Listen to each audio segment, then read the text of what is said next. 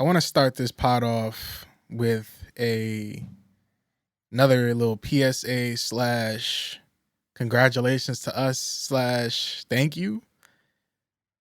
I looked at my email like a couple minutes before we started recording, and I saw that we had a brand new patron. So first of all, nice. Yeah, shout out to us for that. You know what I'm saying? Shout out to all the hard work that we do. Fire, and that the people see it and want more of us. I really do appreciate that. But then I looked at the name and I got a little nervous because what I thought I saw was Walk 'em Down Dev. Now, I don't know if y'all know anything about these names that be on IG or like any type of social media, but when you get followed or a post gets liked by somebody with Walk 'em Down in their name or Real Shotta or, you know, like Shoot 'em Up Don or some shit like that, it gets a little shaky. You know, you get a little nervous. You start thinking, all right, whose bitch did I DM in the last week? And who is trying to get me shot? And so I was like, so I did some research. I was like, cause this ain't no fucking, cause this is a cousin. Like this was like a real cousin. Sorry, this is a real cousin. This was like $5 patron. You know what I'm saying? So I was like, oh, this was good shit. But I was like, who the fuck is Walk 'em Down Dev? Like, who the fuck is that? But it turns out it's actually Walkman Dev. So shout out to Walkman Dev. Don't scare me like that, bro. Change that name if you can. Before you, or at least write a message. I don't know if patrons can leave a message when they first sign up, like, hey, it's me. Hey, thank you for the content. I love you. You know. But that shit definitely got me nervous. I was like, damn, it's about to be a problem. But yeah, shout out to Walkman Dev, new patron. We love you. Thank you for becoming a patron. And shout out to all the patrons that we have, man. We really do appreciate y'all.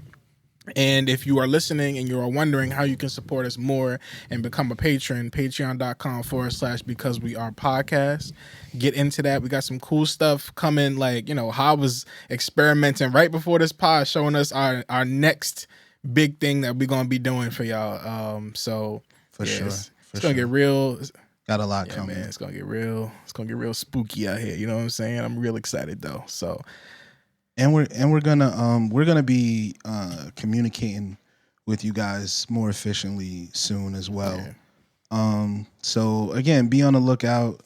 If you're a cousin now or you plan on being a cousin in the future, there will be a large shift in how often you guys hear from us. So just we're looking forward. So we got a lot of stuff. We're gonna wrap up 2024 in a very exciting way. Yeah, man. Shout out to us. You know what I'm saying? South Beach, Boat, called on me that hot and Tren Dollars. We are the Because We Are podcast. Let's get this shit going, man. Think I did this on purpose? You already know what it is. Shout out my nigga 100P. Make Knuckles black again. Make Knuckles hip hop again. Heard the show was ass. Fuck Kid Cudi, bro.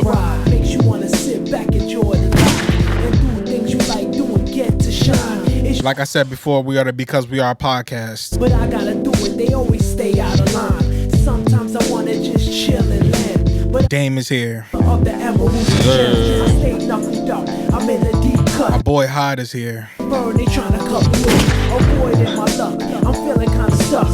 And you know me, Tren is here. All game, hand tracks be tracking me to different doorways. In a maze, and I don't know what to do. Guaranteed though, I'ma find the emerald. The best blurs on the fucking block are here. What's good? Because We Are podcast. Thank y'all for listening. We got some really cool stuff lined up for you. Actually, we're just gonna get right into it because we got a You know, we got a Fucking nice do little it. journey ahead. So if you are a blurred, you really gonna enjoy this podcast, or even just a nerd. You ain't gotta be black to just enjoy this, sir. but you will Or enjoy even it a more gamer, because you know what I'm yeah, saying? if you're a gamer, Even a casual you know what I'm saying? gamer, you know what I'm saying? You've been Yeah, I playing, love this even if shit. you just play like the casual games from growing up until now, you don't got to play all the crazy RPGs or anything. If you have any little bit of a childhood with some video games, whatever system you may have played, I think you're going to enjoy what we got coming up for you guys right now. Yes. So, let's get it going. Tell them what we're all doing. right, so we have another edition of the Because We Are Letter League. In the past, we've done this before with random words. We've done this before with music.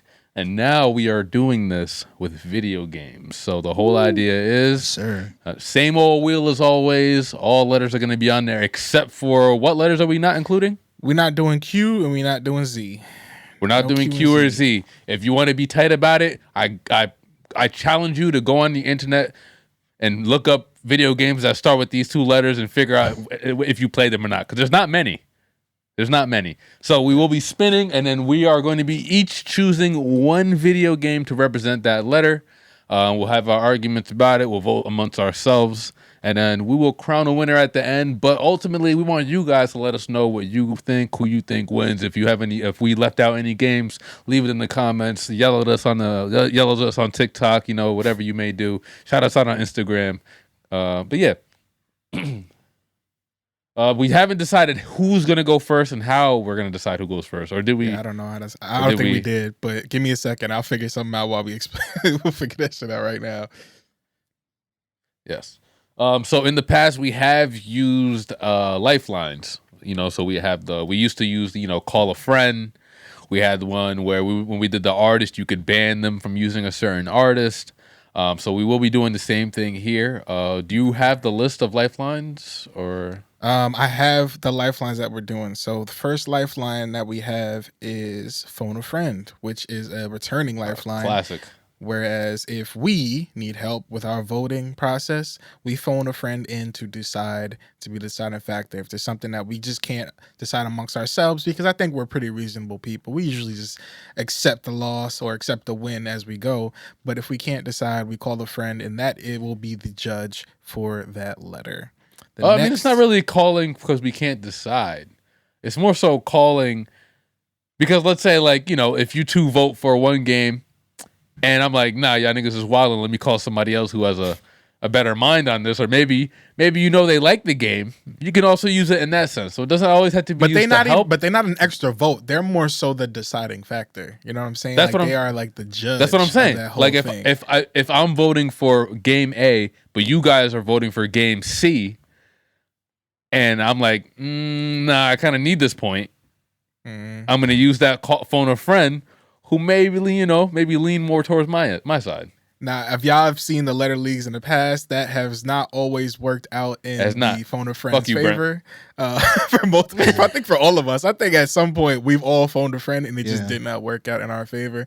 Apparently, ketchup is sweet. It is sweet. Shout out to, I forgot who that was who said that. I think it was who said that. Which one of your phone friends said that? Shout out to them.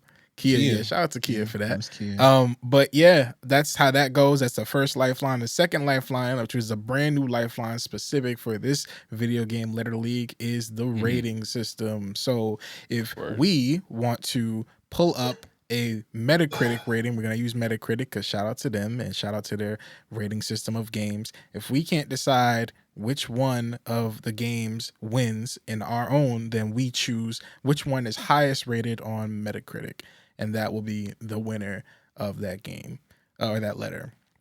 And the last one, which will probably be our favorite out of all of these, is the pick another one lifeline, which can be used a couple of ways.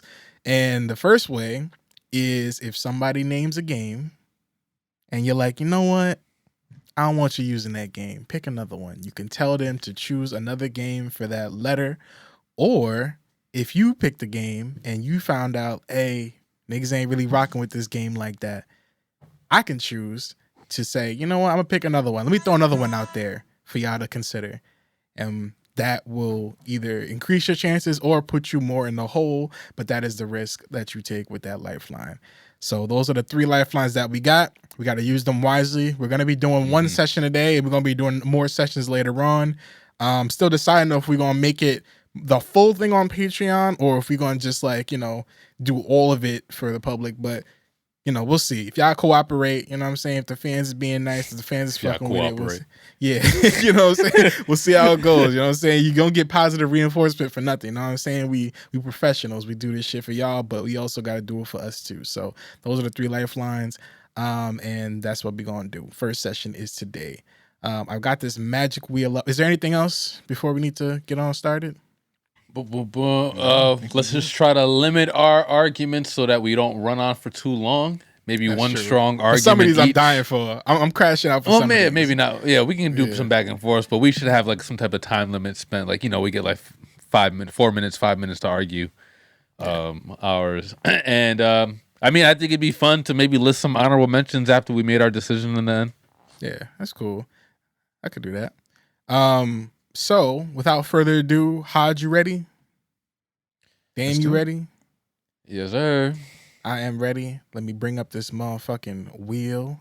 Shout out to wheelofnames.com. If y'all ever need Holding us down. any type of example where y'all can just, populate something and get some wheels and shit, like that's the best way to go. Shout out to them. We got this wheel. We got, like I said, we got 25 submissions, every letter except Z and Q, and we did add the number phase. So without further ado, let's get this shit started. Y'all see the wheel?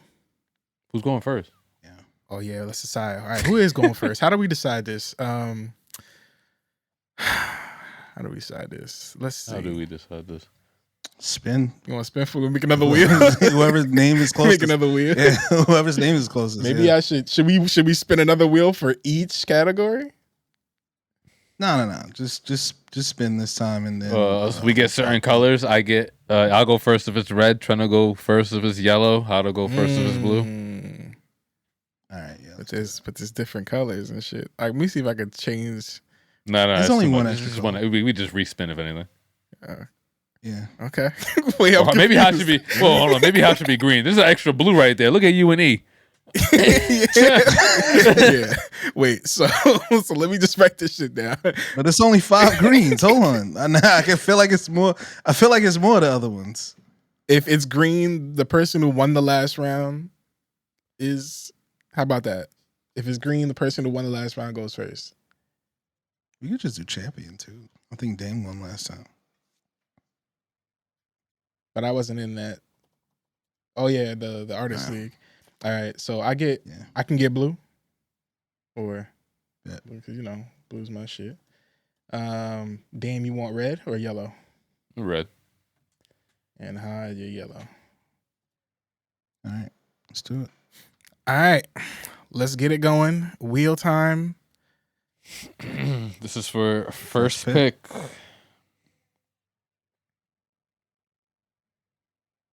Let's go, baby. And it lands on the big one. Let's go, baby. That's some bullshit.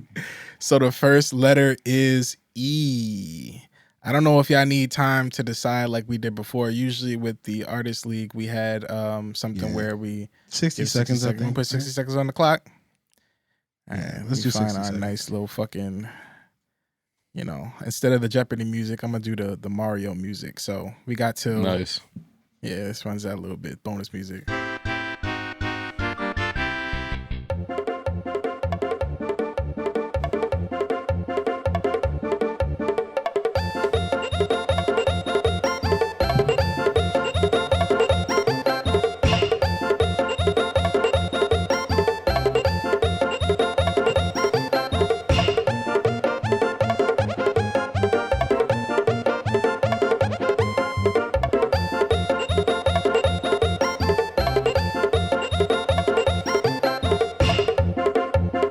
I'm good.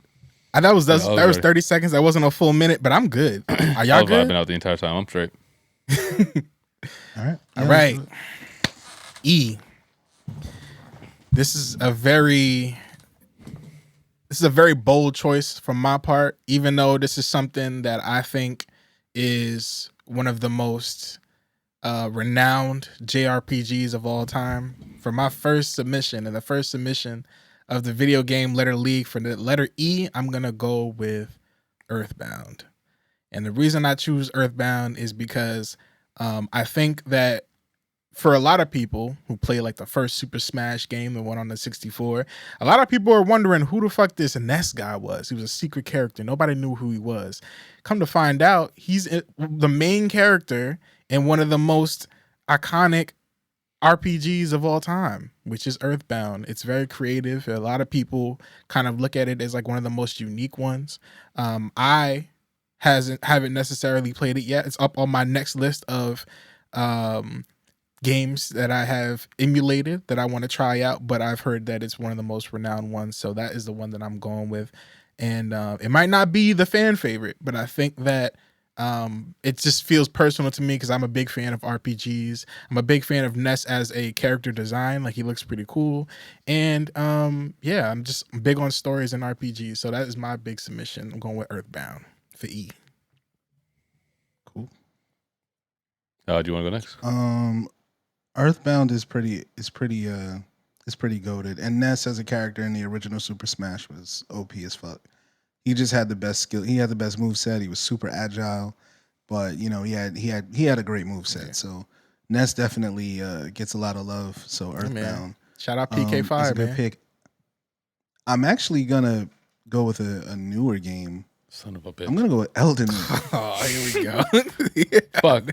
I'm gonna go with Elden Ring. Man. Again, it's a, you know, would Elden Ring be considered like a Souls-like, I guess? Mm-hmm. But it's super expansive, you know, it's very kind of built in that JRPG mindset, but amazing story, amazing characters, amazing design. I mean, honestly, it's probably one of the best single player games that has been released in the last few years. Shadow of the Erd Tree just came out. Also one of the best expansions of a video game ever. Yeah. So yeah, Elden Ring would be my pick. A good damn pick, man. I'm gonna go with I'm trying to stick to games that I've played. Yeah. But not this time. Not going up against these games. I'm gonna go with The Elder Scrolls Skyrim. Skyrim was definitely a classic for its time. I think if you look at games like, Breath of the Wild, where, you can go around, pick up anything, craft anything you want with the certain stuff that you pick up, it's really like, brings you kind of back to Skyrim, where like that kind of game style and that kind of play just became super popular. People would spend countless hours on there because, as far as I heard, nigga, it would take you like 300 hours just to beat the game. So, just in terms of like what you were able to do in that game, it was very expensive. It was endless possibilities in what you can do, and I think that it started a trend for games that I think are still popular to this day. And niggas got arrows to the knee, and that was the fire ass meme for like a whole year. For sure. All right. We've heard the arguments. It is now time to discuss amongst ourselves who wins. I have to be honest. These are all, one of these games is different than the other ones. I'd say like Elder Scrolls and Elden Ring are probably in the same like vein a little bit. I think Skyrim has been like long lasting. I think people still play it. Elden Ring is super new, but I do see it sticking around for a long time in terms of like, how people are going to put mods in it and, it's kind of going to be one of those games that grow as the community grows. I'm not sure if that'll phase out once a new one comes in, because I can definitely say that people have still gone to Skyrim just for the mods in itself. And that's why I'm like leaning a little bit more towards Skyrim in that sense, just because of, just how many people there's just so many options. I saw some shit the other day where somebody put a mod in there where they changed the battle music, like when there's an enemy nearby, to that Good Cushion Alcohol song. I'm on that good cushion. Like, you can do shit like that. You can replace the battle music file in that shit for that. And I'm like, That's just amazing. That's just funny as fuck. So, I'm leaning a little bit more towards Skyrim for that. And I've never even played it, but I think just the community wise, I think that game is pretty. I was probably leaning towards Elder Scrolls Skyrim at first, but when I just think about Elden Ring and how tight the design is and how tight the combat is, Skyrim is really floaty even now. You know what I mean? Like, yes, it's definitely very expansive. People just live in that world. Like, there's people with 1,000 hours in Skyrim for sure. But I've played Skyrim. The controls have not aged as well as you'd imagine. I mean, obviously, when you've played it for that long, you kind of just get used to it. But Elden Ring does everything that Skyrim does. Not everything, but it does everything that Elden Ring does. It does better than Skyrim does. So for that, I would give it to Elden Ring. It's tough for me to say because I've never played either one of the games. I'm more familiar with Elden Ring just because, you know, I've seen more people play it recently, obviously. But, you know, like I'm talking about like in person. Like, you know, last time I was in Jersey, I was watching Brent play it. And he just made it look like the most stressful game in the entire world. And maybe that's just a skill thing. Yeah. And it probably is a skill thing considering the guy we're talking about. But I mean, I'm not sure, like, have you guys played Skyrim? Are you familiar with? Is it in that sense where like I've played Skyrim. Like, bro, if I die, I gotta go all the way back to where I died at to pick up my shit or to pick up my experience. Yep. Not even my shit, my experience. Well, no. So that's exclusive to like the Souls-like genre. That's exclusive to like the Bloodborns and the like Dark Souls and shit like that. But so Skyrim is not that frustrating. But again, like the physics and all that stuff is just not as tight. Like, you know, when you die in Elden Ring, you died because you didn't do it well. You know what I mean? Like, it's not so much because the game design is just not that great. As someone who's played both Skyrim and Starfield more recently, which is the latest from Bethesda, who created Skyrim as well, it's not Bethesda as a studio. They just have jankiness built into their design and built into their engine that everyone kind of, they literally call it Bethesda jank. That's literally like just what people just refer to it as.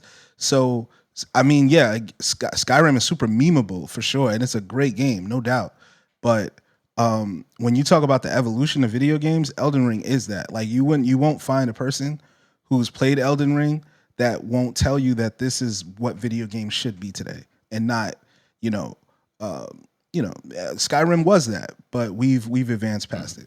And here's my thing with Elden Ring. As much as I see people getting their ass whooped in streams and people that I know just like fucking up, it really does encourage you learn these boss battles and these patterns, and it really does reward you if you practice, which is something that I feel like a lot of people are missing in games. A lot of people just don't like playing something unless they're good at it right away. This game really does encourage that you try, and like if you practice, you'll get better.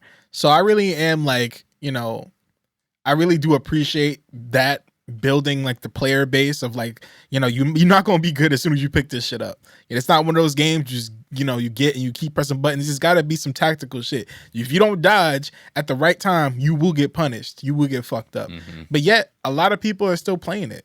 So I do got to give that to Elden Ring, because I'm not sure if Skyrim even compares on the same level of difficulty in that sense. But Elden Ring definitely seems like a game that a lot of people enjoy, even though it's like, it's a Dark Souls game, like basically, and it's supposed to be one of those hard ass games. So I could see that. What's the most interesting thing about Elden Ring to me as it relates to the combat? When you watch people play it, you can you say, "Oh, see, I wouldn't have done that." Like, it's one of those games where you think you could do it. Like, you definitely will play that. Yeah, until you pick up the controller, you'll look at that game and be like, "Nah, see, you fucked up. I can see where you fucked up. Let me just," you know what I mean? And you think you could do it, and then you'll get your ass whipped too. But it's one of those games that makes you think that you could do that shit if it was you. All so right. It's got that going for it. All right, so we'll give this one to Elden Ring. Yeah, I think it's decided. Who's putting together? Is it somebody keeping record of the sheet? We should have like a sheet. I'll create the sheet now. But I think it's pretty much unanimous at the point that Elden Ring is the winner. I think a lot of people would be proud of that one for sure, especially other newcomers. But shout out to the letter E, man. Other honorable mentions that you guys had, that was pretty much y'all pretty much said all the ones I had written down. EA Sports UFC 3. Yeah, that's a great one too. That's probably the only, I mean, that's definitely my favorite UFC. I think they had everything down tight in terms of the physics and everything. That's like, I think at that, did they get rid of the parrying in that game? I don't think so. I think the parrying was still the same. So yeah, that was definitely the one for me. Probably could have gone ESPN NBA basketball. That was like 2K. Remember a couple years that 2K was the ESPN version. So 2K 4, 2K. Only reason I hated those is because you know Shaq was their guy, right? Yeah. Like they literally made it that Shaq could do everything. So you were pulling up making threes with Shaq like on the regular. I was like, all right, this game is straight up please this nigga, bro. Yeah. Does this knock out all the Elder Scrolls games, like Elder Scrolls Oblivion, Elder Scrolls, like all this stuff? Because I think there's other Elder Scrolls games. So yeah, but they're all Elder Scrolls, so yeah, no more E. okay. So well, yeah, shout out to Elder Scrolls Oblivion. I know Oblivion was like another one that a lot of people like. So, especially my brother, he's the one who got really into those Elder Scrolls games. I could not. I never did. All right. Get to the next one. Let's keep it going. Bring the wheel back out. Y'all see the wheel? Is there? All right, let's go.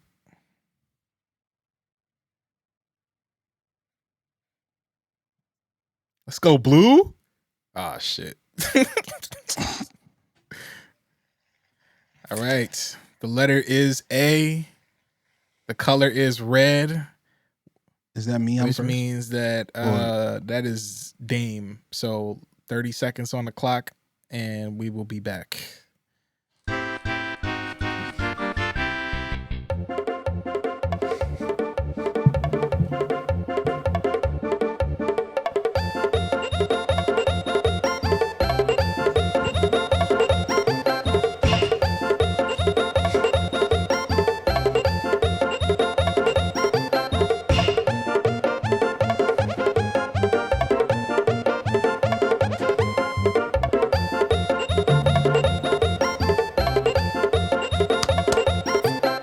Ready to go? Yeah. All right, Dame. First submission. Let's go. Y'all should already know. Well, I'm going with Animal Crossing. Okay. If you want to be specific, I'm going New Horizons. I feel like it gives you the best of all the Animal Crossings. You have just about every single feature in them. Some you could dive into the water. They added the island thing where you could design all the islands and also get all these new types of furniture. I think during COVID, it definitely carried COVID. And that game when did that game even come out? Because I feel like it got like a revamp after that COVID. Came out during basically like, because that was during the time when like the Switch was hard to find. Like people was buying Switches during the pandemic. Game so it was literally just like made right before the pandemic Switch started. Yeah. On the same level as the PS5 for like a few months out, for like a summer at least. Yeah. I was there.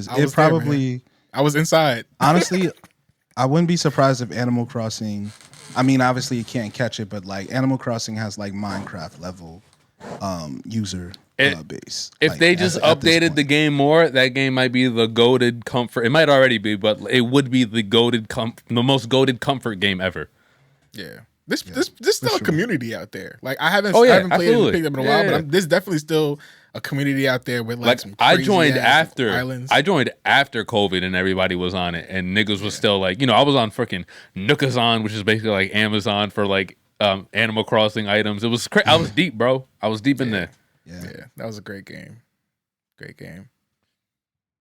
Why don't you go next since you won last round?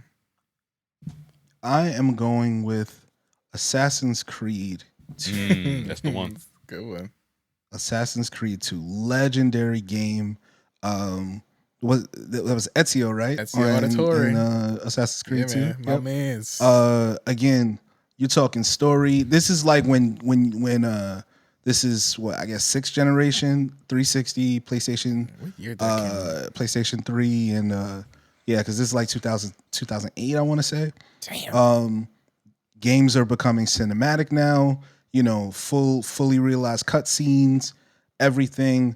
when you talk about gameplay, when you talk about design, the parkour system, you know, it was a period piece, and then just again the story itself, you know, being about, you know, the Knights Templar and the assassins and all that. I mean, just it was mind blowing. It was mind blowing then, and I mean, Assassin's Creed 2 is just the best of a bunch of really, really good games.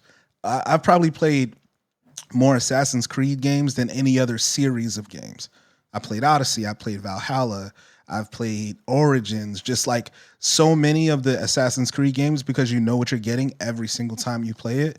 You know you're gonna liberate some villages. You know you're gonna get a story. You know there's gonna be like some backstabbing stuff happening. I mean it's just one of those. You want to talk about comfort foods? It's one of those games where you every time it comes out you're gonna have a good time. So, but Assassin's Creed 2 specifically, yeah, it's a comfort food for sure.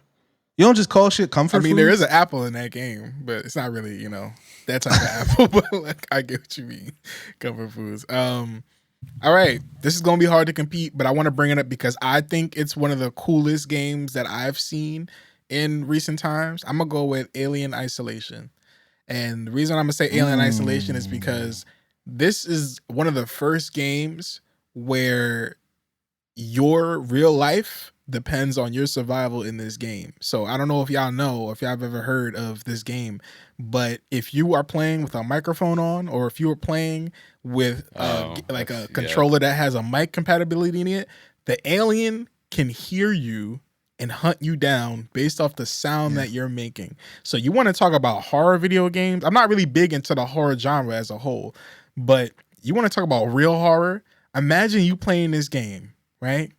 And your mom bust in your room and tell you to clean your fucking room. And the alien hear that shit and walk right into you and clean you the fuck up.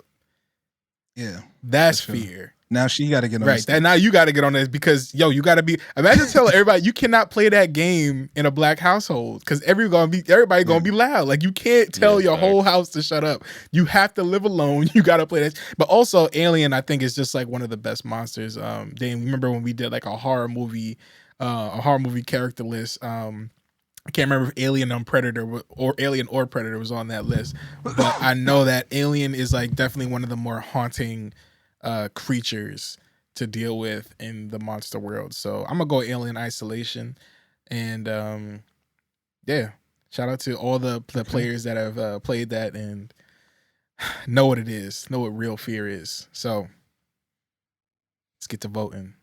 Not mad at that pick. Yeah, my vote's going for Animal Crossing. Y'all know how much I love that game. KK Slider, in my opinion, is a music icon. Needs to be studied in universities. Yeah. The one celebrity that don't get goofy. KK Slider getting Drake the fuck out of here for sure. Yeah. What about you, Hyde? It's honestly all three of those are really good games. Like honestly, like all three of those are like goated ass games. I'm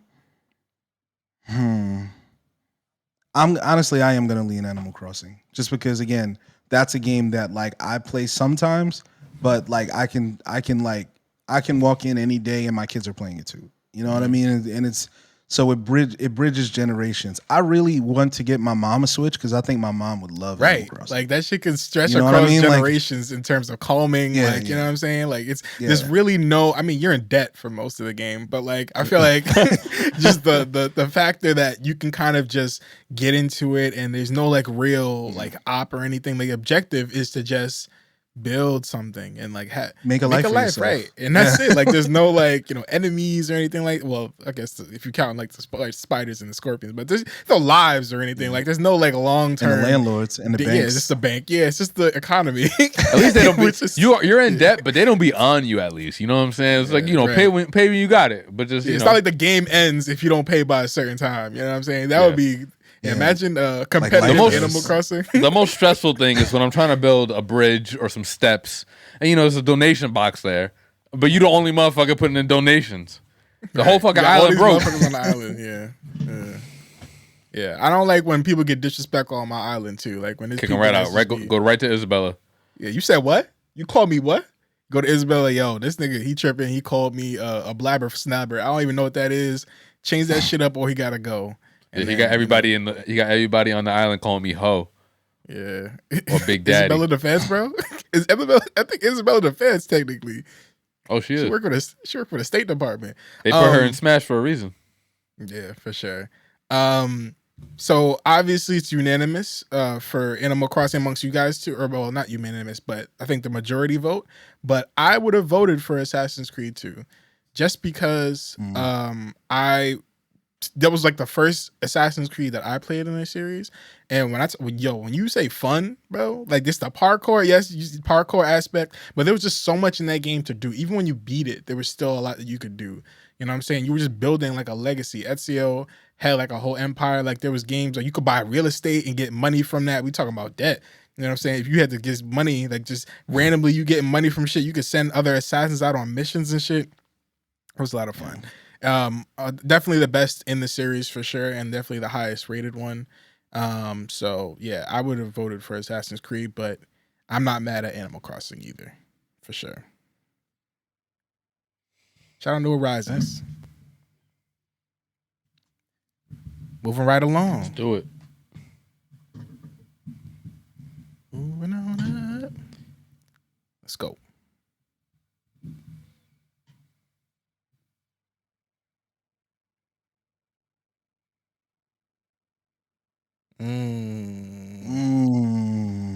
So I think we said that green is the last person who won.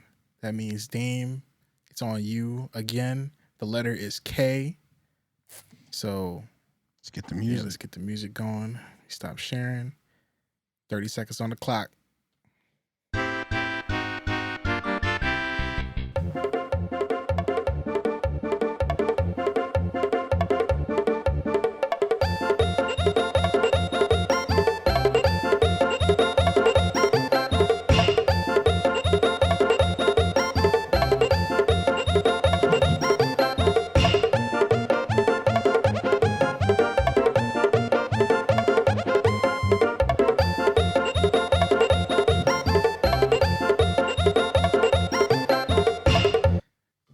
Letters K. Dame, what is your submission? I'm going with Kirby, one of the more recent installments in the Kirby series. I'm going with Kirby and the Forgotten Land. I think it gives us the most creative use of Kirby's power of just sucking shit up and turning into it. I mean, you could turn it into a car, you could turn it into a truck, you could turn it into a light bulb, a pipe, a ring, some stairs, a storage, literally anything that you suck up, you can fucking see it. Metal Knight's in the game, you get to fight him as well. I think there's so many like mini games that you could play that are definitely fun and take up time. You go up to the Coliseum, and the game is definitely one of those games that's 100%able. You know what I'm saying? Sometimes games give you ridiculous achievements to try to go for just to 100% a game. This game makes everything achievable, everything realistic, and yeah, just a great time. I played the whole thing with my girlfriend. We had a fantastic time through doing the entire thing. We 100% the whole thing together, so that in itself felt like an achievement. It's dope. I can go next because I haven't gone in a long time. Go ahead. I'm gonna just go ahead and say it, man. Kingdom Hearts 2 is the greatest game that I have ever played in my entire life. First of all, Kingdom Hearts as a series was amazing. When it first came out, it was very popular just because it was the first time that we were seeing like big ass crossovers with the Disney World and like these original characters with these like who didn't want to play with Donald and Goofy on an adventure game with like a random character that you meet. And the story was amazing, but the second game specifically introduced one of the best storylines that I've ever seen in gaming before. Introduced Organization 13, which are a bunch of badasses wearing some black trench coats, and you know they have an objective. You know what I'm saying? They just want some bodies. They're nobodies, but they just want to be whole. Somebody. And of course, we got Sora, which is like one of the most, loved characters in all the series. Sora, Riku, and Kairi, the bond that, will never die no matter how far they are. And it just really opened up that world just so vastly. And of course, like Kingdom Hearts has like such a big series, and it was released with like different parts and stuff like that you kind of had to put all the pieces together.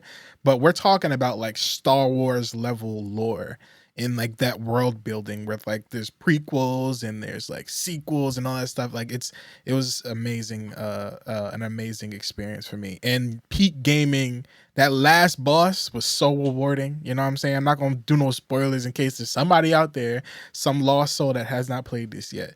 That last boss sequence, you know what I'm saying? We had the reaction commands. Just in general, like the summons that were cool that introduced other people into the game that weren't necessarily didn't even get to get their own worlds.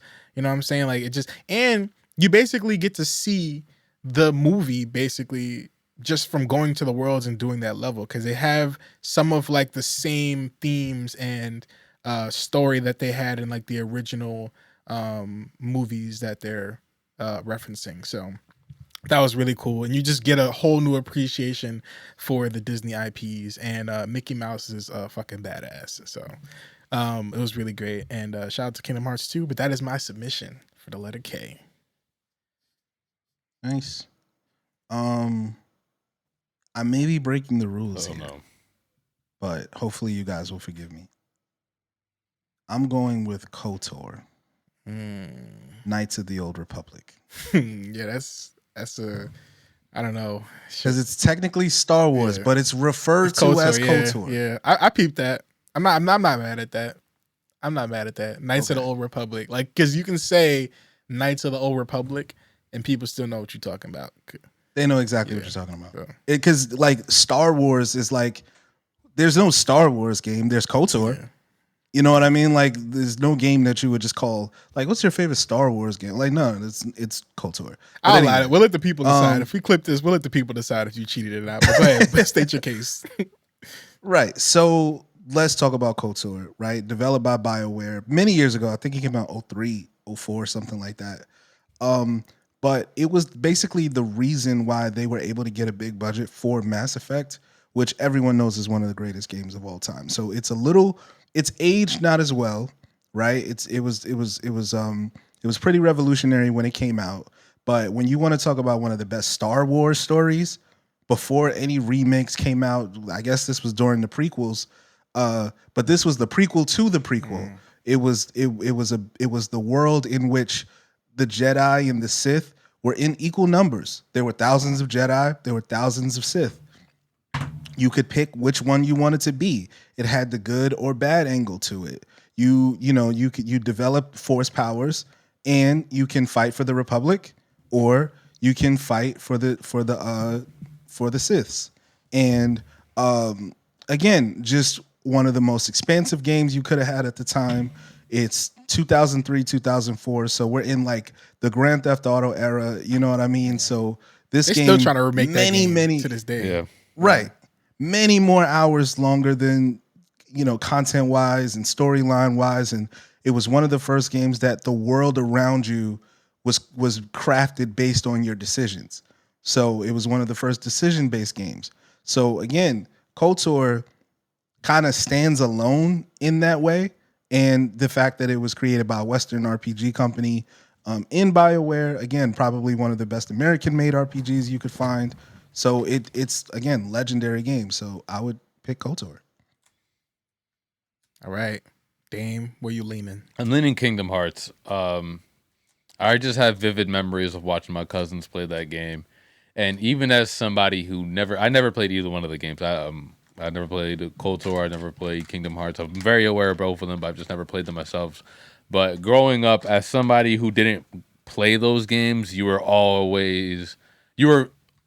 still familiar with the character from Kingdom Hearts. Like, you know what I'm saying? Like, obviously, you know who Mickey is, you know who Daffy is, Donald is, but I think just seeing all of them in a video game and it not necessarily being quote unquote Disney game, like, this isn't a Mickey Mouse game, this isn't a Daffy Duck game, but just seeing those guys on the screen with this totally made up character out of nowhere who ends up becoming an icon in himself, I think that did a lot for IP going forward. We might even be able to credit that with the reason that we have the MCU to this day. You know what I'm saying? Yeah, yeah, that's true. It's true. Yeah, one of the earlier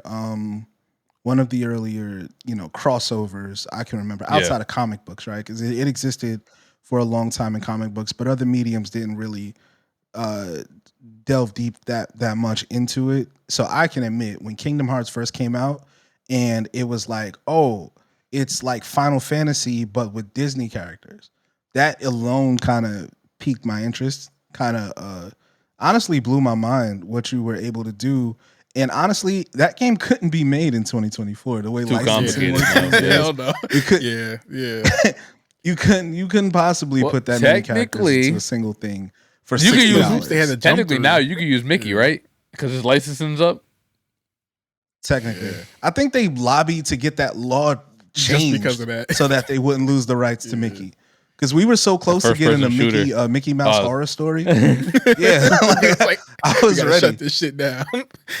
Matter of fact, I wonder if that's how we got Winnie the Pooh, Yeah, Blood it- and Honey. it Like, might be. I wonder, It really wonder might if that's why. Yeah. Yeah, but I think just thinking about the amount of hoops that they had to jump through just to get Sora into Smash, and I believe he was the last character. He was the last That one, they yeah. put in. That might have been 2022. Yeah, that was. that he hit. And when that was announced, man, that shit shook some shit up for sure. Everybody was excited because, like, everybody was like, "Who's That the opens the last door. character that they're gonna announce?" It also opens the yeah, door. open it. Yeah. Exactly. So that was just like a really big thing. So I think Sora is just like a really iconic character, and they're not done yet. Kingdom Hearts 4 is coming out in the next couple years, and I think that's just like a really successful series. So yeah, I think my vote goes with Kingdom Hearts as well. We're all tied up. 1-1-1. All right. I like this. It's real competitive, man. And it's great because we haven't gone to like the heavy hitters yet. These are all kind of like good warm ups though. Yeah, man. Some of these letters, I gotta tell you, right? I'm just telling you right now, we might have to double up on some of these rounds. Cause I feel like some of these letters have like some wild ass Too themes. many. So for next session, Yeah, we might end up adding that letter back because, like, depending on the conversation, we might have to just put that shit back in. And I'm not even gonna say it, but we got a couple letters like that. Yeah. There's a couple of them. All right, let's get it going. I had no honorable mentions for that one. I'm not sure about you guys. Kirby Air Ride was my biggest one. Oh my lord. Oh no. Here we go. Oh, my God. shit. Here we go, man. Oh, it my is yellow, goodness. which means Hod goes first. It's The only right. letter It's only right. is S. All right. 30 seconds on the I'm gonna need 2 clock. minutes, bro. Oh man, I'm I'm gonna fucking need sweating. 2 bro. minutes. Here we go. Jesus Christ.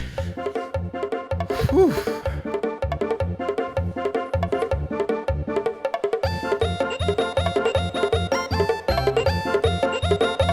I'm about to fucking cry, bro.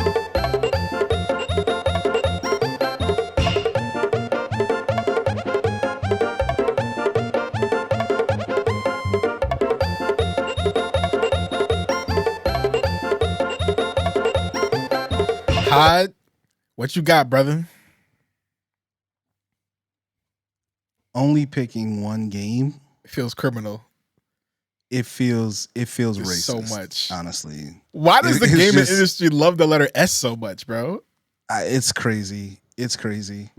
But if we're going here, this is really tough. I'm about to cry. This shit is crazy. It feels like I'm killing off my first child.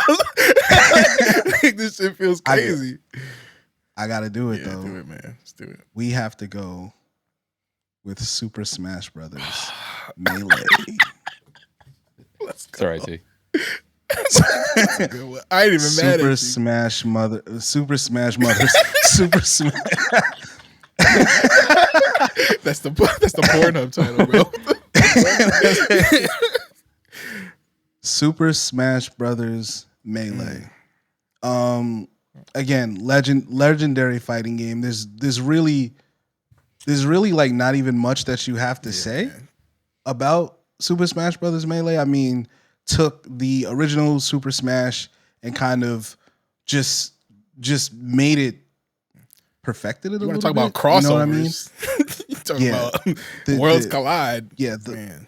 the roster, you know what I mean? The fighting mechanics, the game itself. Honestly, before Super Smash, you probably put like Marvel versus Capcom as like the best like fighting game in the world, really. Super Smash Brothers Melee basically turned something that was kind of a party game into one of the most competitive fighting games ever made.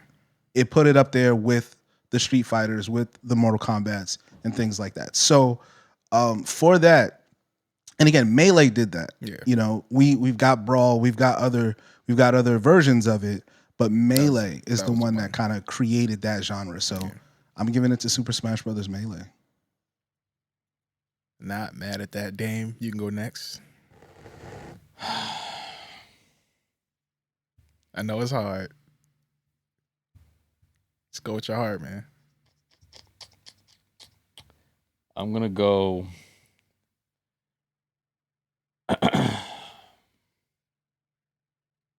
Super Mario Sunshine. Ooh, that's left. Yeah, I love this. That's actually a left the GameCube matchup. I fucking love it. Let's go. Let's go. State your case. I'm going Super Mario Sunshine. I mean, it's a direct, sequel to the classic Mario 64. Jump into the paintings, start the mission, do all that. It gives you that same sense where sometimes you have to do that. You have to spray the water at the shit just to go in there. It gives you so many different worlds. It gives you just like a whole. There's so many hidden things in that game where it's like you'll grow. I grew up playing it on the GameCube, but didn't actually complete it until I got it on the Switch because there was just shit where my mind wasn't even there to think. You're a kid. It was like, wait, I didn't even think that I could go up there on top of the fucking. I didn't think that there would be a river back there. And then some of the and the thing is, for what may be a kid's game, that game is surprisingly difficult.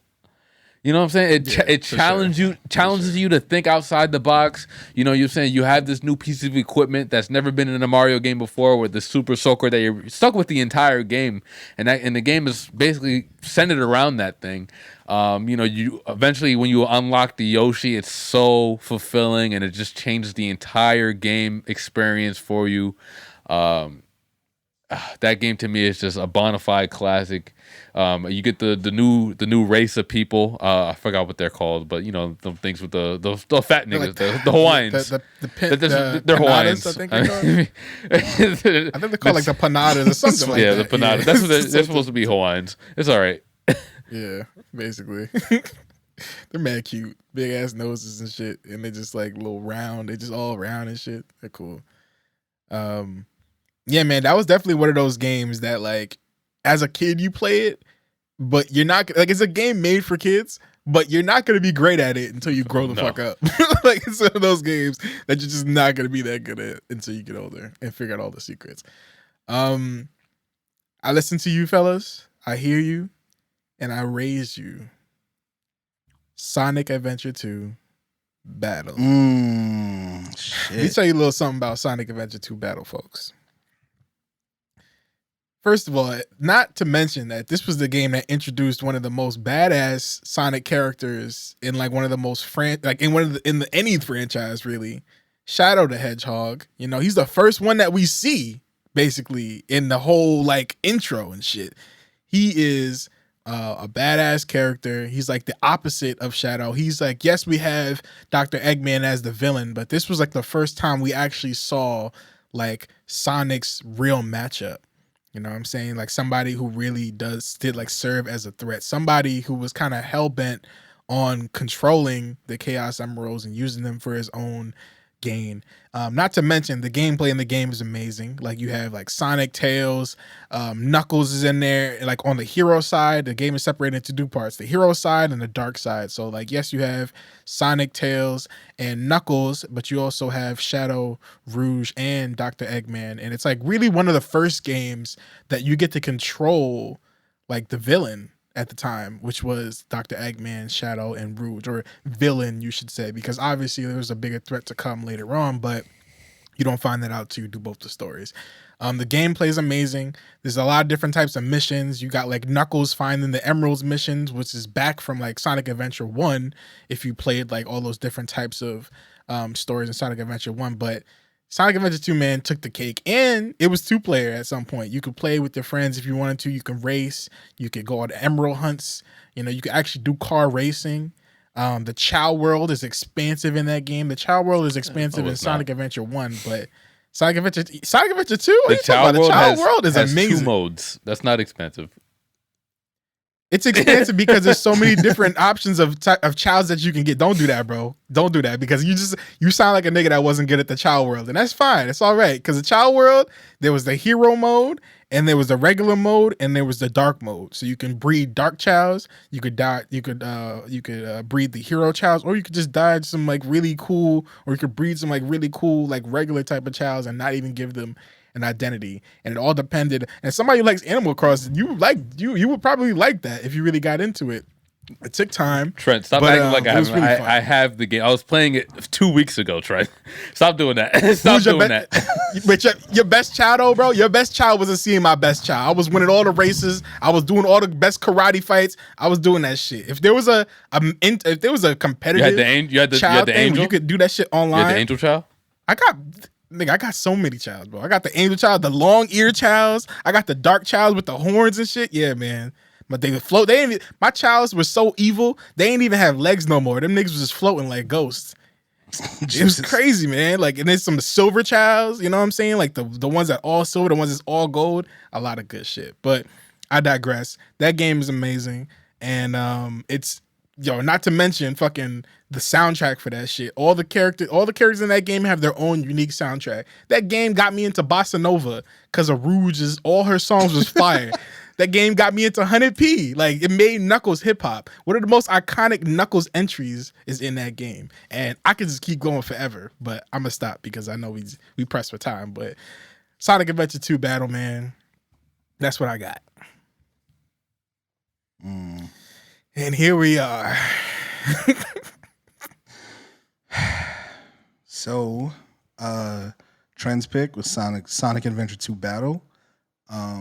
Dame has Super Mario Sunshine, and I picked Super Smash Brothers Melee.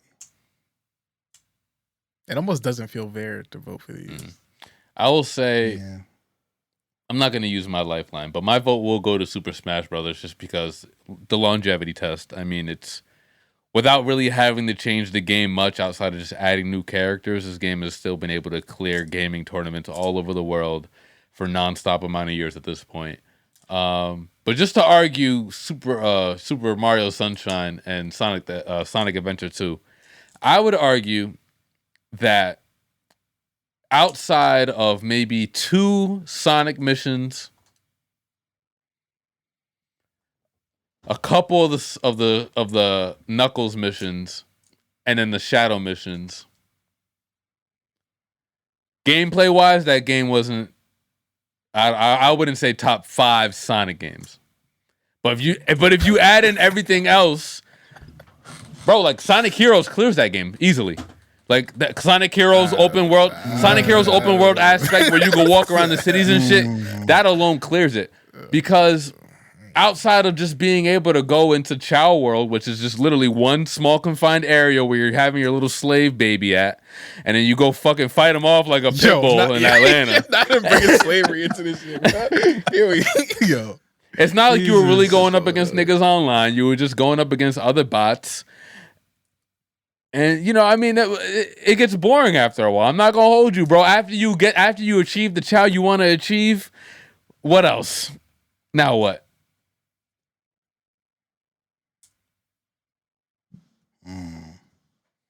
Shitting on you. I'm gonna shoot back, man. Super Mario Sunshine never be remade. And that's a problem, bro.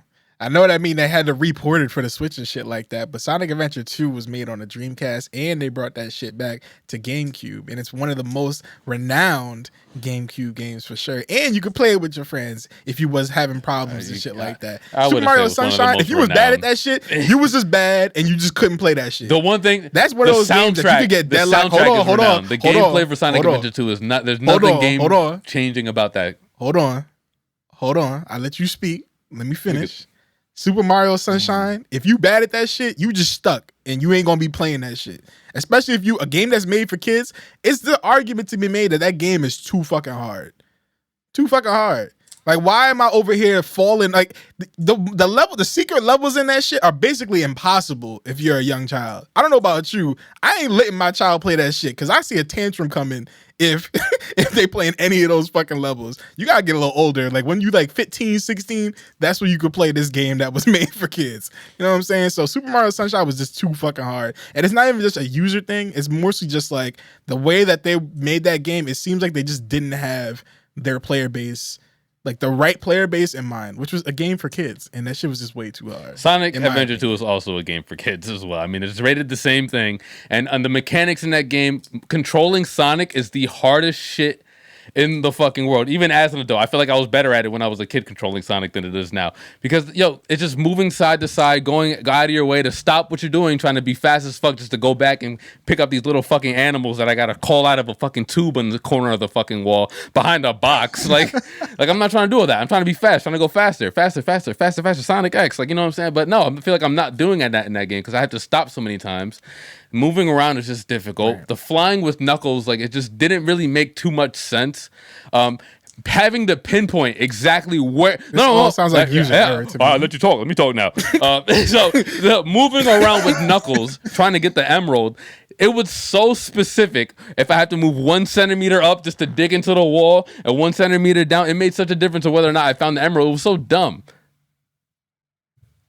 And so you were bad at the game. I beat it. I beat it 3 times. So let me kind of break up the you guys are going back and forth a lot.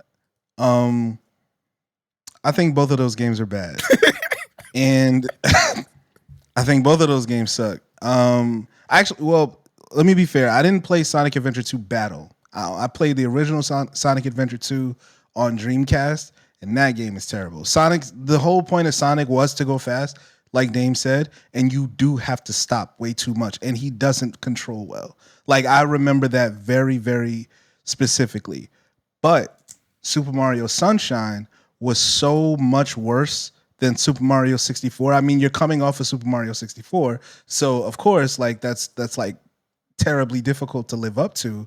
But Super Mario didn't get its stride again until Super Mario Galaxy.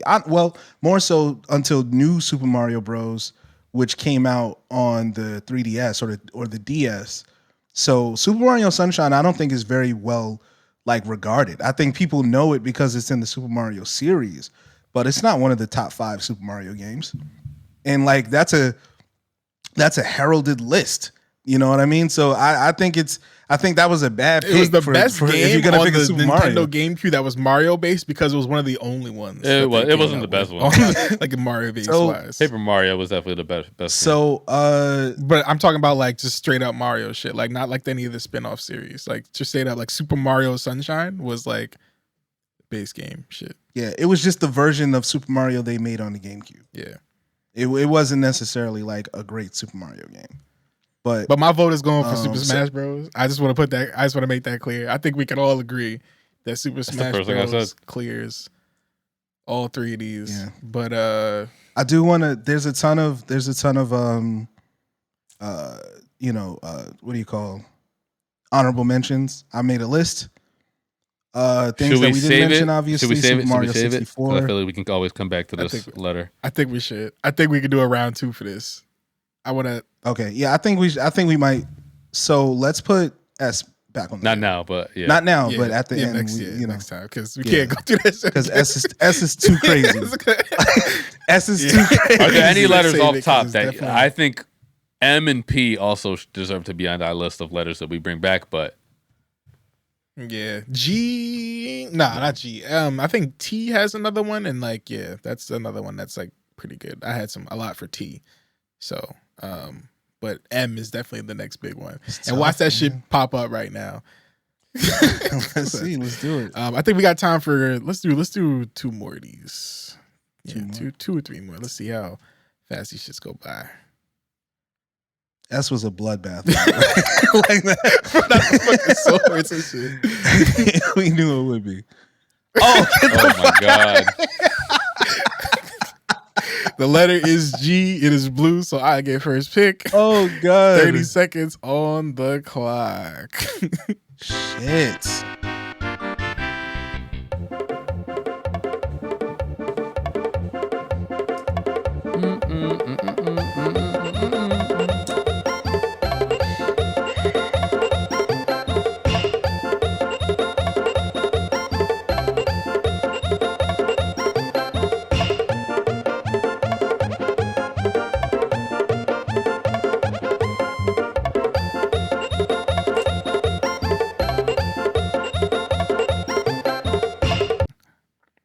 right.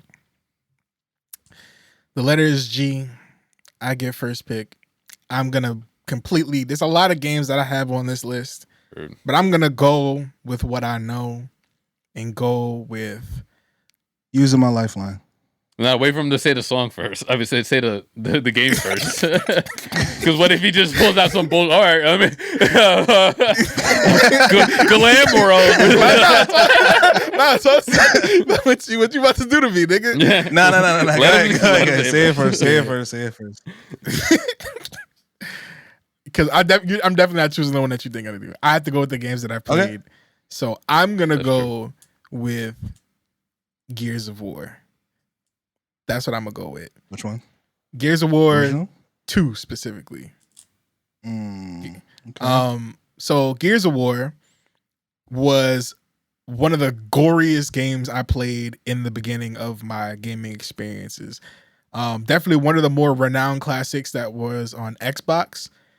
And when I tell you that the coolest thing about like having that game was seeing just the amount of gib and gore and shit that you were able to do with like the Lancer gun. Like you got a gun with a chainsaw on it, which was like super iconic. Like if we was dealing with that type of shit, like it's almost like Mad Max before it was Mad Max.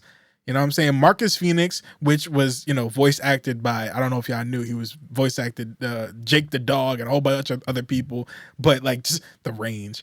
But Marcus Phoenix was one of the most like badass types of characters. They introduced Coltrane, which was also a really cool, iconic black video game character.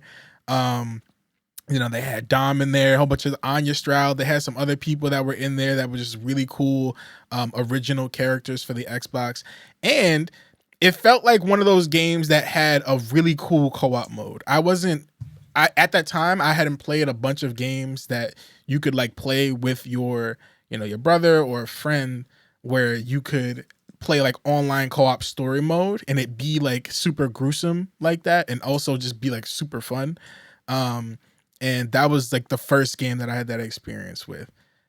So yeah, the guns were cool, it was very gory, but it was very like, even the story was pretty fire. Like that was like one of the first games that I played where the boss wasn't like some typical boss battle where like, a big old life bar shows up and you just like the bosses felt like just a regular fight. You know what I'm saying? But obviously they were bosses because these niggas had like a fucking spear that had 2 lancers on it. So like, yes, this is obviously the boss battle, but it really did like really change, I think, the dynamic of how we view the games and the antagonists and stuff like that. So that was a really cool game. And shout out to Gears of War. The whole series was pretty much fire for me. They're the ones that I've played, but I think that was classic for me.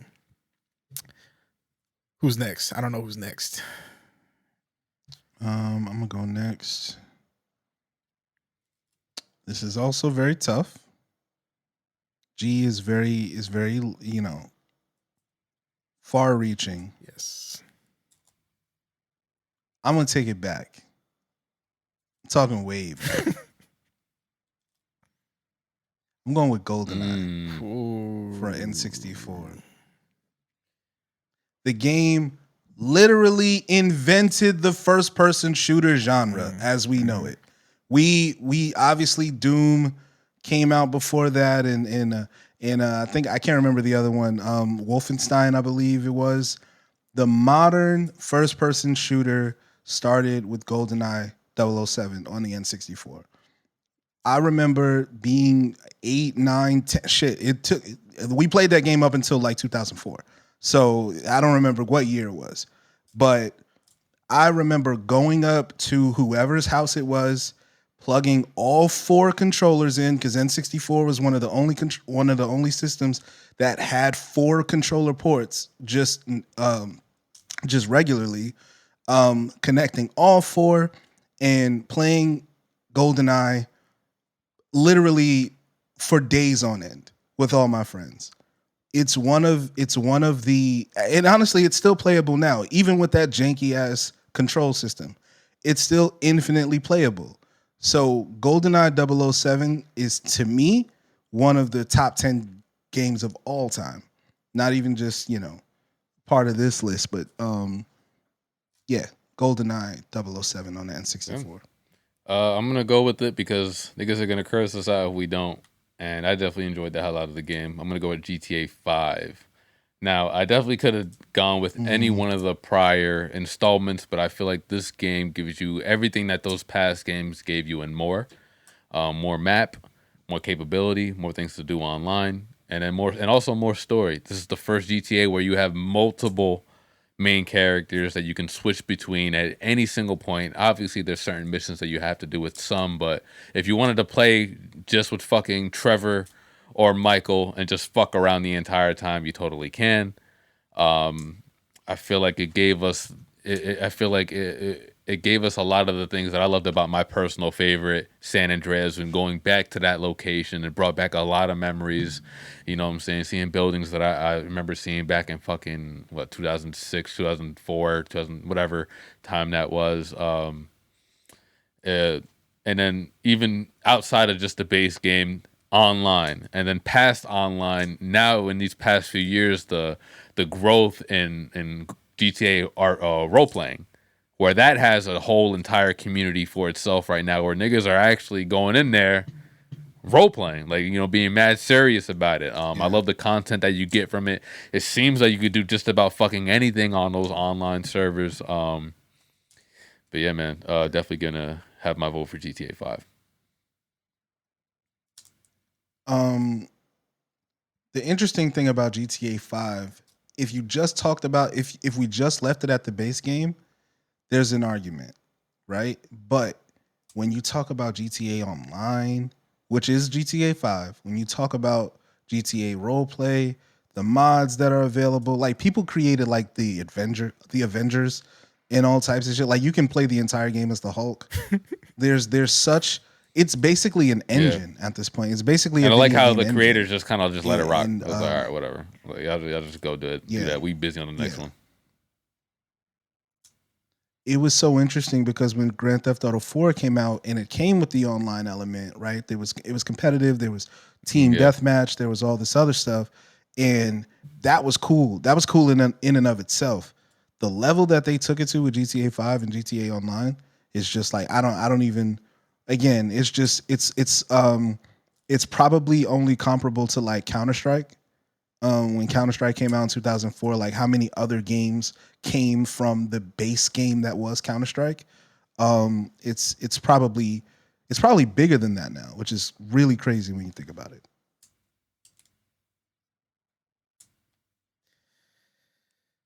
Where these votes going? I've never played GTA 5, so I can't even, necessarily cast a vote. I'm aware of its significance, but I gotta stay true to the Gears hive.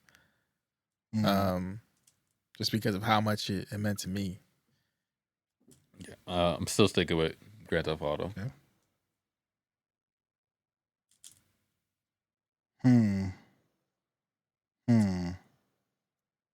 But I will say Gears, I may be unfamiliar with other games, but Gears is what really made that third-person shooter really, really popular. I know it's been done before that, but I feel like it brought it to a different popularity where even Call of Duty had to add a mode for it, like a third-person shooter mode, because they felt like the need to try to, do something similar. One thing I'm going to say about Gears, the series and especially 2, bring back cover-based shooting. Yeah. Bring it back, because cover is what you would do if you were actually getting shot at. And I don't understand why all of these movement shooters are the things that everyone wants to do. Cover-based shooting was revolutionized by Gears of War. I actually just looked up this morning, I think, before we even did all this, to see like other games that had cover-based mechanics. And the list was just it was just Gears. It was Gears. More recently, if you wanted to play a game like that now, you probably play like The Division. Niggas are clown you for that shit. They had mechanic. cover shooting in Call of Duty. That'd be like the equivalent of camping to certain niggas. You know what I'm saying? They would be like, or like the riot shield. Exactly. Exactly. What, yeah. So this nigga use a riot shield and shit. But in Gears, you had fucking I don't want to get shot, bro. like that. That was fire. That was You fire. can plant that shit in the ground, use it as cover. Yeah, you just shit, man. That was a fun answer. Gears definitely changed the game. That's actually really tough because Grand Theft Auto again has that crazy impact, but Gears is probably a better game and a better like mechanic to me.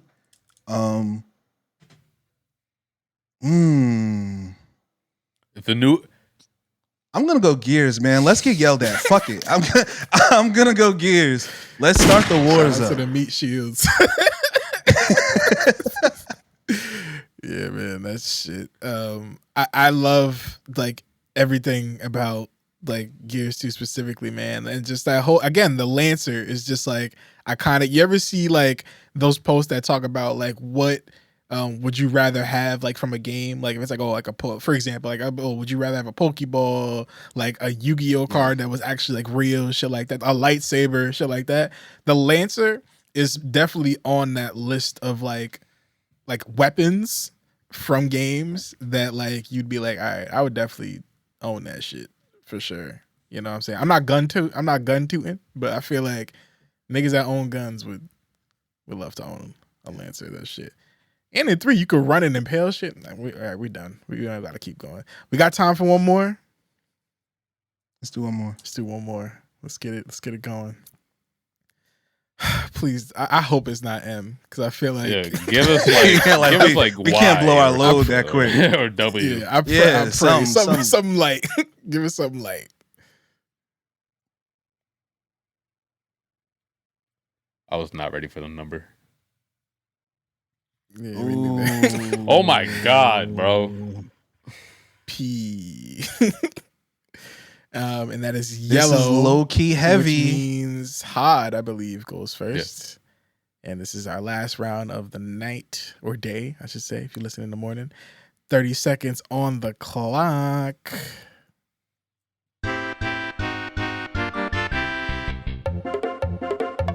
Oh. This is it. Exactly. Damn it.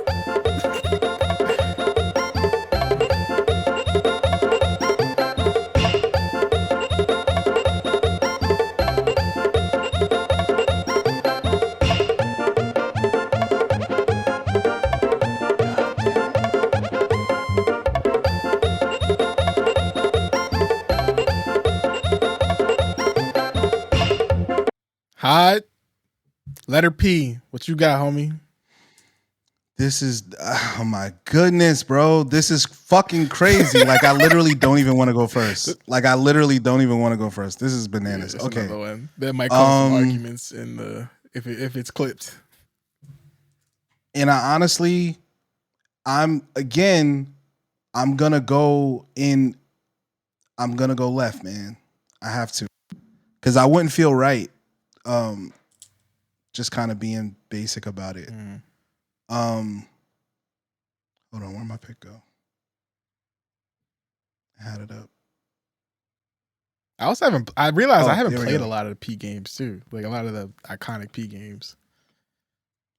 There's a lot. Yeah. Can y'all hear me? I can hear you. My mic went off for a second. I'm going with Portal 2 for the Xbox 360. Iconic game. You want to talk about gameplay, game mechanics, the game it's if you don't know anything about Portal, basically it's really a first person physics puzzle game. Yeah. I guess you could call it. But essentially you get a portal gun. You can put portals in certain sections in this big maze, and you have to use physics-based puzzle solving in order to like get out of the maze. But the original Portal was great. Portal 2, when it became story, it damn near becomes a horror game. Yeah. And it's so much more than it looks on the surface. It's literally one of those games that you have to experience to truly, truly appreciate.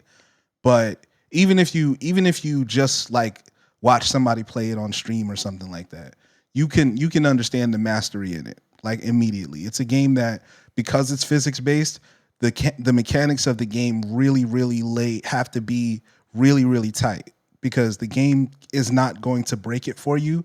If you miss or if you fail, it's because you didn't do it right. And it's one of those games where you have to keep coming and keep trying. Honestly, we should be on Portal 8. Like, those games should still be coming out. I don't understand why they're not, or at least modded in a way where like people can like create their own physics-based puzzles. You know what I mean? It's one of those games that we need to be doing more with, and unfortunately, it was created by Valve Interactive, who literally just don't make games anymore. So, you know, it's not likely to happen. We're still waiting for Half-Life 3, but you know, Portal would be my pick. Again, Portal 2. Portal gun, another iconic weapon that people was like, if I could own that shit, let me tell you something. Oh man. Damn, you want to go? You want me to go? All right. So for P, like I said, there's a lot of games that I haven't played that start with P. There's one that I know people gonna yell at us for, because I'm not sure if y'all played that either. But I'm gonna go with another one of my favorite P games of all time, and I gotta say, Paper Mario, 1000 Year Door. You want to you want to talk about iconic GameCube game? It was one of the best probably that came out on the GameCube, or just one of the most like amazing Mario games.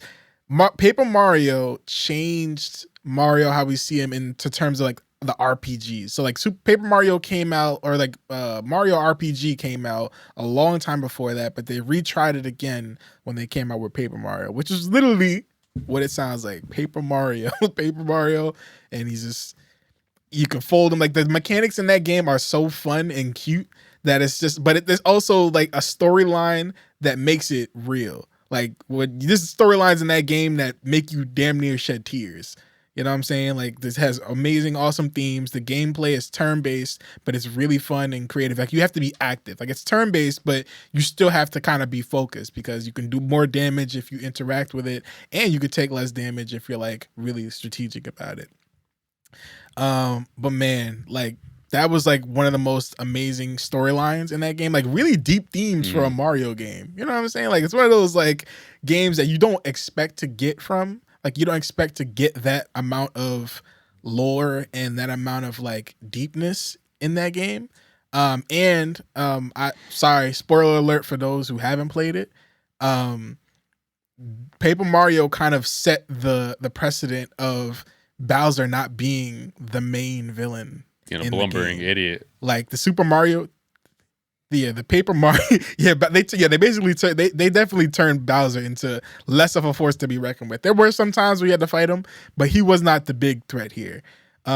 They did make one of the other beloved characters in the series the last boss, and they did the same thing with the next Paper Mario in the series. So I think all the Paper Mario games, or most of them, like the main ones, were amazing. But 1000 Year Door takes the cake as one of the best GameCube games and one of the best Mario games that I've ever played in my entire life. So that's my vote.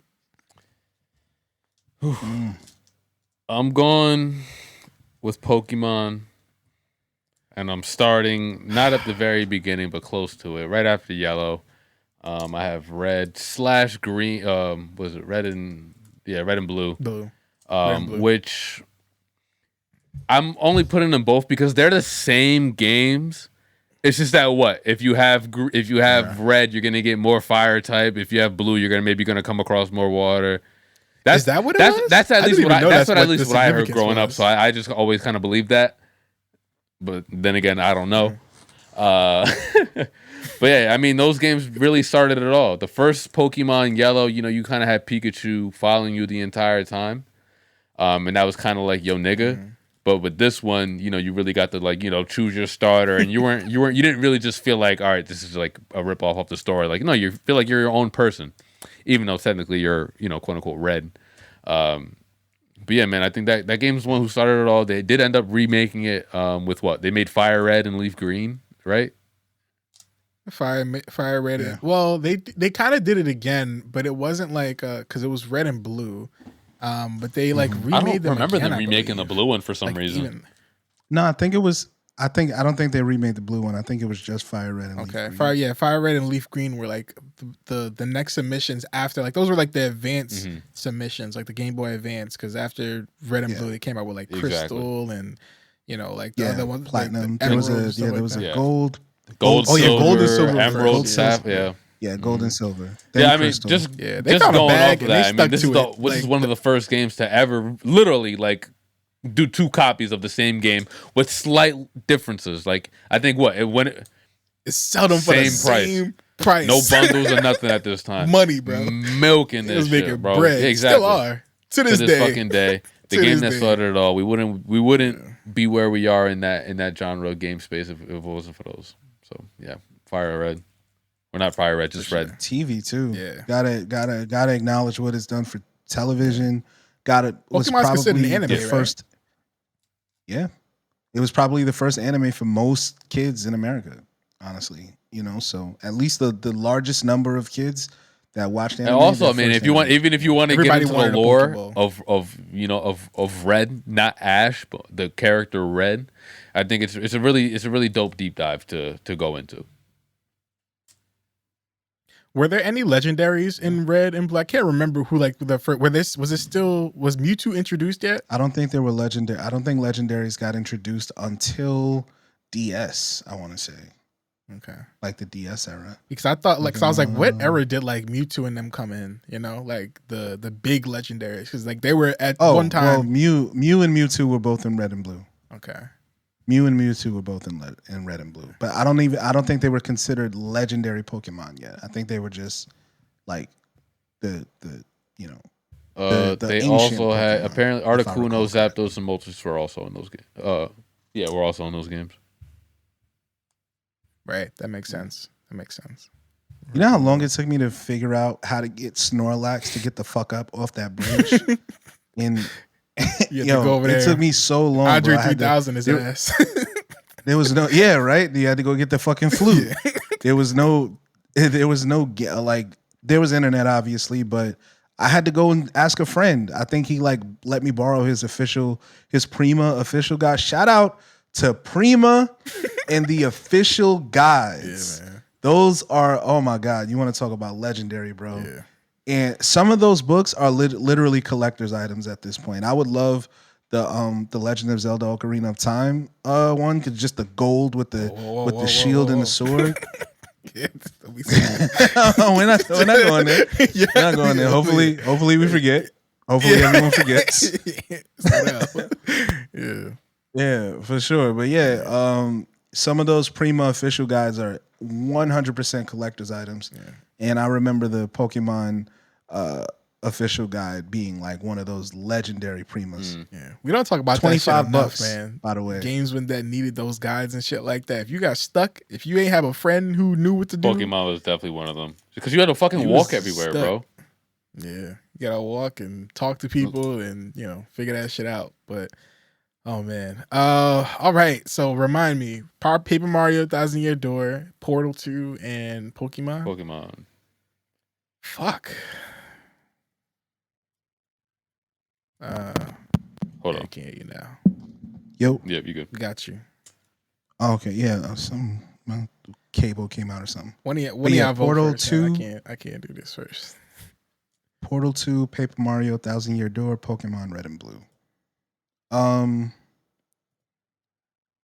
having a tough time simply because I actually did not play Paper Mario, 1000 Year Door. Mm-hmm.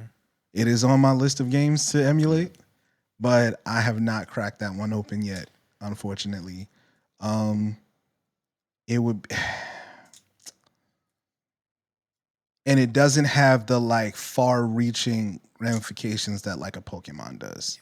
So, out of my ignorance, I would have to pick Pokemon, but I'm not even sure I want to pick Pokemon over Portal 2. Honestly, not that one. You know what I mean? Over Portal 2. Damn. Actually, skip me 2. D, set it off. I'm going Pokemon. I mean, I have a great love for Paper Mario 1000 Year Door. I actually played it for the first time just a few months ago on the GameCube. So even before they re-released it on the even before they announced that they were going to re-release it on the Switch, so maybe even more than a few months ago. I had beat the game, and definitely a different experience. I will correct, it is not the first Paper Mario game, but it is I think the second. I think it came out like a year after the first one, and it definitely did bring it to different levels in terms of like the world that you're in, the play style that you're in, the story of the story element of the game as well. And I think personally, I have also played some of the newer ones on the Switch. I think those old ones, they're just like, they may be easier because like, you know, they don't have like, I think the new ones have like, oh, you can extend your arms and you have to like beat them on like I don't know, it's too complicated for me. I like how the simplicity of the first one. Like, I'm not typically into turn-based. Funny enough, I chose Pokemon, but I'm not typically into like turn-based games like that. But I actually kind of enjoyed it because it wasn't like, oh, I just pick a move and then that's it. No, I had to pick a move. I had to time my landing to get like bonus damage, and same thing when it comes to blocking. So it was like you're still active, you know, while you're doing it. Yeah. You know, it's funny. Pokemon was actually one of the first games that had the turn-based thing that made sense. Because again, in the show, you were given the Pokemon commands, and they wouldn't move until you told them to. So it actually made sense in the game. Yeah, right. Whereas like Yu-Gi-Oh, it didn't make sense because in the fucking show they were just doing whatever the fuck they wanted. Yeah, yeah, and even other like Final Fantasy games and stuff like that. Like, just fight. I like that was like in my head the whole time. Anybody was playing an RPG, I was like, just fight. Why y'all waiting? Why are you standing there waiting for him to hit you? I don't want to fight. Yeah. It's the respect of the battle. You know what I'm saying? It's like, right. Like there's certain Pokemon that's like, obviously I'm attacking first. Look at this fucking Snorlax. You think this shit is hitting me, Pikachu? I'm mad quick. Like, come on, yo. Obviously, exactly. I'm gonna attack first with quick attack. You know what I'm saying? Like, let's go. Let's be real. Yeah. So I think I'm just gonna end up losing here. So I'll fold and go with Pokemon. But my heart says Portal 2. Yeah, I ain't mad at this. I think Pokemon is way too, like, just big, and just it's just way too big to even like compete with all these other ones. You know, like my heart obviously is with Thousand Year Door. I necessarily didn't even really get into the Pokemon games until like late, because these were more games that I just didn't even really like comprehend what I was needing to do. Like, when I was catching Pokemon and naming them after other Pokemon that I wanted, just because I couldn't find out how to catch them. Like, I caught a Shroomish and named it like Rayquaza, and I spelled it wrong because I was like, I really want that Pokemon, but I never learned how to get it. Like, I just couldn't progress in the game. Then when I got older, that's when I started getting into it and stuff like that. But again, the community is still big in that. Like, people still play Pokemon and still, you know, very much that. So I vote for Pokemon 2. Pokemon 2. So we'll give P to Pokemon. All right. That concludes this round of the video game letter league. Thank y'all for listening to that. And we'll be doing more. We're definitely going to be doing some more rounds of this, obviously, because we got a lot more letters to go. So stay tuned for that, and you will hear more. Fellas, let's hold on. Let's recap really quick. Yeah. We are deadlocked 2-2-2. Oh shit! Are we? Yeah, we went through 6 letters. We've got E, Earthbound, Elder Scrolls, Skyrim, and Elden Ring, with the winner being Elden Ring. A, Alien Isolation, Animal Crossing, New Horizon, and Assassin's Creed 2, with the winner being Animal Crossing. That went to Dame. K, Kingdom Hearts 2. Kirby actually didn't get the full title Forgotten of that Land. Kirby game you said. Kirby and the Forgotten Land. Okay. And KOTOR, the winner being Kingdom Hearts 2 for Tren. S, we had Sonic Adventure 2 Battle, Super Mario Sunshine, and Super Smash Bros. Melee, the winner being Super Smash Bros. Melee. We had G, Gears of War 2, GTA 5, and GoldenEye 007. The winner being Gears 2, and probably our first upset of the night. And P, Paper Mario, 1,000 Year Door, Pokemon Red and Blue, and Portal 2, with the winner being Pokemon. I like this. Yep. I like this. This might be the first letter league where we're all like pretty much just like I think it's gonna be a close one. In the end, I think we're just gonna be like this the whole way through. That's what it seems like. I think so too. That's what it I think seems so like. too. But yeah, shout out to all the gamers out there. Hopefully you were enjoying this. But like I said, we'll be back for another session, possibly next week or the week after that. We got to figure it out, but we will definitely be back.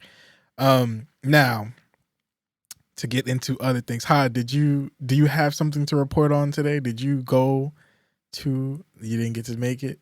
I didn't. You know what? And I don't even think it happened for real because I think it was supposed to be today. And I don't think it happened. Hold on, let me actually look. Oh, that's why we were allegedly gonna. That's why we were gonna record on Wednesday, I think, right? Yeah. Well, it was supposed to be Tuesday, but then they moved it. Then they moved it to Thursday, but then it was a hurricane this morning. Man. So, it ended up not going down. So, she ended up not coming. But I mean, she did announce her VP pick, which was the Minnesota governor Tim Walz. Smart. Had his first rally with her by his side on Tuesday night, I think it was. And I told you guys about that weird line and that was gonna ring. Yeah. That was gonna ring off at the rallies. Yeah. Tim Walz is actually the one who coined it first. And so again, it's about JD Vance fucking a couch or some shit. There's like some weird shit. Like them niggas is weird, bro. They are. Yeah. And so it's very interesting because everything I've seen from Trump and JD Vance in the last couple of days, I think they look weird. Yeah. Like I think whatever's happening is working. And I think this might actually end up going really, really poorly for Trump and JD. Tim Walz gives me Barack Obama Biden vibes. Right. Yeah. Right. Like when people loved Biden back then, like that's the same type of vibes I'm getting. The version of Biden that we thought we were getting when we elected this thing 4 years ago. For and honestly, my first initial thought, I'm not gonna lie, my first initial thought was, oh look, another older white man. But we gotta remember, this is still America, KKK. Still America. And you gotta have, like, she wasn't going to get away without having a white running mate. Like, you still gotta appeal. Motherfuckers wanted Michelle Obama. Ain't no fucking way. To be her running mate. like be fucking for real, man. Even Michelle Obama would have had an old white man running with her. Man. Like, exactly. If she were running for president, is this? Like, what is this, Essence Fest? Son, you just need Fox News would have went crazy. You want to talk about the bars? They would have went fucking crazy with that. Oh my God. We kind of missed out. Yeah. I want to go to that universe for me. Yeah, exactly. What if Kamala chose like fucking just somebody else, like I don't know, like a Chinese AOC or somebody. Like, oh, don't let it be what's the Talib Kweli? No. There's a Rashida Tlaib. Yep, let it be Rashida Tlaib, bro. Like, oh my God. Yeah. They would have just exploded, bro. It would have been really bad. Her fucking ranking would have went down a lot. Like she wouldn't. It would have been no chance in hell. It would have been a really bad decision. So, but yeah, I don't know. I don't really know who this guy is. Apparently, he's been calling people out in the media for a long time. So, hopefully, he just like helps her up and really just kind of fights by her side and stays true to that shit. So. Yeah, man. It's his biggest thing was the response. He really got on the public kind of eye during the George Floyd trial. He his response to he condemned the officers who murdered George Floyd pretty much immediately. He was part of the action team that saw a lot of changes happening in the Minnesota police force. So yeah, he's been an active supporter of a lot of social agendas. That shit matters, man. Definitely matters. It matters. Okay, so then we don't have to go to politics. I want to get into. I guess we're not off politics. I don't know if y'all seen Kai's most recent meltdown on stream. I feel like that nigga always melting down. Every time I see a clip of him, his setup is getting destroyed or a camera's falling or some shit. Something's happening. It's a bit. Yeah, for sure. They call it what's this shit? Clip farming. Clip farming. Yeah. Basically, I mean, it works. making dramatic shit happen We just should so do it can that. go crazy on socials and shit like that. Like It they literally works talk because- about it. Like, oh, we should clip farm this. Oh, no. It's like yeah. But but you talking about the shit where he's like crying and it's like honestly, I thought he was picking that I up didn't see from the whole Kevin. thing. He was actually crying. I didn't see him crying. I No, know he it's a bit. So he's like, like Kevin Hart, he like was fake whining. cries. Like, you know what I'm saying? He was like doing one of those. I don't know what they call it, me nigga. And then he's had what seems like a long week, especially within the gaming community. Because since we're coming off that, he did a Bloodborne marathon, and he cut it short because there was a lot of shit going on in New York City. They were getting kicked out of their penthouse that they were renting, and they can't find a new house to be in, and they can't go back home to Atlanta because they're getting a new house. They're getting the house renovated and shit, so nobody's supposed to be over there. So yeah, he basically that, and then apparently he had the Secret Service calling him or some chick. He didn't name exactly what side of the Democrat, Republican, whose campaign they were reaching out from, but I'm assuming it's Kamala because she's from the area, and Kai's from the area. It could be Trump too, but then It again, could be Trump. He was It with could- other streamers, But I saw him he with was Aiden Ross. and Yeah, shit. he was with Aiden Ross, and Aiden Ross and Kai are tight. So I wouldn't be surprised if Aiden like maybe put that in Trump's people's ear, and they reached out to Kai afterwards. But Kai, this is why I fuck with Kai. He's very realistic in a sense where he's like, "What the fuck am I gonna talk about? Who the fuck wants to hear Kai Cenat talk about politics? Like, you know what I'm saying? But It who might the- not who even the be fuck wants to politics. hear Aiden Ross talk about All the politics, though? Like, all the 18, 19-year-old white people that tune into Aiden Ross. But that's the thing. those Did they same even people talk want to about do politics? it with Kai. Like I saw Yes, that clip of they them did. actually listening to fucking vultures. Like I Yeah. didn't see them talk. I didn't see the full interview or whatever that was. I just saw them. I don't know if that was real or not, but I saw them listening to music. The I didn't difference see is anything Aiden has been super open about his support of the right and Trump and this and that and the other. Kai has never talked politics, so I don't understand why you would expect him to. Aiden, on the other hand, I could definitely totally see it. He was in there trying to talk to Trump about Young Thug. I think he mentioned Tory Lanez one time. But yeah, I mean, Aiden Ross has definitely been on this trip of trying to be more in the political end, like get his Nick Fuentes on type shit. Especially because like he feels like he's on that. He's on that. He's like a red pill nigga for real. Because he was really deep in with fucking Andrew Tate, so he's gotten politically aligned with everything that he also believes in, and even his whole philosophy on life and shit. He's definitely like also gone on that. He's felt like he's been canceled by the public and by the left, so like he's definitely gone more so in that direction. Where Kai is never spoken on anything politics, so I feel like I don't know. Yeah, he hasn't, but you don't think they share similar fan bases? They share fan bases, but they don't share interest in what they talk about, though. How do we know that though? Like that would be the. I'm talking chance about for, on stream, like Kai. Yeah, no, I was like that would be the time for Kamala to show more of her personality. Like if I'm just thinking, if it were to happen, if she were to go over there, it wouldn't be some politics shit. They probably wouldn't even. I mean, Kamala would probably do her thing, and Kyra might hype it up, like yes, yeah. They might not know what he's talking about, and that's a clip by itself. Her just talking about policies, and Kai hyping that Or shit doing up, the chicken and not head or knowing what the something fuck, like yeah, that. not knowing what the fuck she's talking Like about. them playing Nelly. But I or think the some big shit. thing is that Kai is not willing to sell his image for that. Like it's like, bro, like I'm telling you guys, like if you ever see me doing some shit like that, I'm selling out.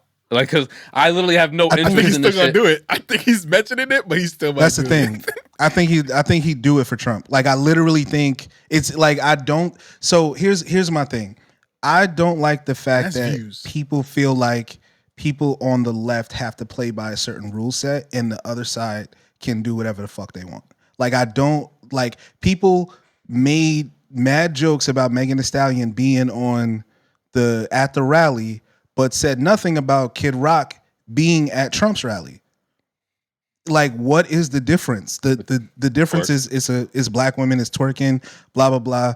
All right, cool. Have you ever listened to a fucking Kid Rock song? Like, again, they're this idea that we have to be the fucking serious party and like we have to earn your vote. But this nigga can go say free Young Thug and you niggas is sucking dick. This shit is weird, bro. Yeah. This shit is fucking weird. You niggas is all weird. Y'all not smart. You're being contrarian. Don't make you intelligent. You niggas is weird. It's honestly, it's just so I just say that to say her. She's probably okay. Cool. She's not gonna go to Kai. She'll probably make her way to the Joe Budden podcast, or you know what I mean, or obviously she'll be on the Breakfast Club. I think she was already, on the Breakfast Club. She'll make her rounds. It's not a big deal, but this is why I'm very adamant about who we decide to make famous, because motherfuckers will skate on not picking a side because they know the side that they want to pick, but they don't want to say. You're just assuming, though, bro. You don't know that he would do the same thing for Trump. You're just assuming just because he's friends with niggas that fuck with Trump. We're friends with niggas that fuck with Trump. Yeah, sure. I'm just sure, but I think Kai would do anything. I feel like there's a lot of things that his stream would benefit in terms of views and clicks. Like in terms of the fans, I really don't see like these young Twitch niggas really caring that much about the fans, more so the plays and the views and the clicks. Like that would get clicks. You know, like even him saying that he don't know shit about politics is enough to get clicks for like, you know, like he could bring that audience to, and he's like, yeah, I might be selling out, but he could bring that audience. No, he definitely Trump can. Or Kamala. He definitely, no, 1000% definitely can. Like I told you guys, last week. I think he would. Yeah, I told you guys last week, like with Drake. Drake is also aligned with Arin Ross. Like they're super tight. Drake, Aiden always calls him when he's on stream and shit. Has Drake say something? So Drake is very much in tune with the young streamers, and I mentioned like if Drake went out there and said like, "Hey, vote for Trump, vote for Kamala," that's gonna swing a lot of the young vote who does not give a fuck about this fucking election. Like, oh, I'm only gonna vote for this nigga because my nigga Kai, because my nigga Aiden, because my nigga Drake is voting, said to vote for him. Like, I really don't give a fuck. I just find it interesting that all the people that like those people all like this, like they're all. I think there's a through line. I do. I think Drake fans, Aiden fans, Kai fans, Trump fans. Like I think there's all a through line. I just do, because they're all media babies and they see that, oh, Trump is the funny guy on the internet who's making me laugh all the time. Let me go follow him. Like not for nothing. I think there's a little bit of nihilism. We loved also Obama. Going viral. Yeah, we loved Obama in office, but I think the fact that we loved more about him is that, like, oh shit, he seems like a good dude. Like he's a cool motherfucker. Yeah. His speeches are always entertaining. You don't have to be a political motherfucker, but you want to listen to Barack speak just because he's so charming. He's so engaging. He makes you want to listen to every single word. He may drag out a word or something like that, but you're listening to the whole thing just because he's entertaining. Yeah. His writers were off the chain. Agreed. I just think that, and again, this is not our job. This is the candidate's job. But I just don't want all of her like pandering to be seen with disgust and disdain. Meanwhile, this nigga can say free Young Thug, and like if you think Trump gives a fuck about Young Thug, then you are as dumb as you look. And like there's just, again, they're playing the same game. Mm-hmm. But only one is being looked at as like dirty, and the other one is being looked at as funny and cool and entertaining. I just think it's weird. Agree. And he's not even I don't know if y'all saw, I think his name is Speed, right? The dude that interviewed Ray J that one time where Ray J snapped his. Speedy. Speedy Mormon. Yeah. Yeah. He had an interview with Joe Biden that came out a couple. Like a week. It came out a week before he dropped out. Yeah. Or the so week I was of. like, he probably had that shit sitting, like just, and he didn't even know that he was going to drop out. And then I don't know if that was like jump for joy. Yeah. So that was one of those things that I think more media. And I don't know if Speedy's ever been like, I don't watch his interviews or anything, but I'm not sure if he's ever been like, you know, political. Speedy's good.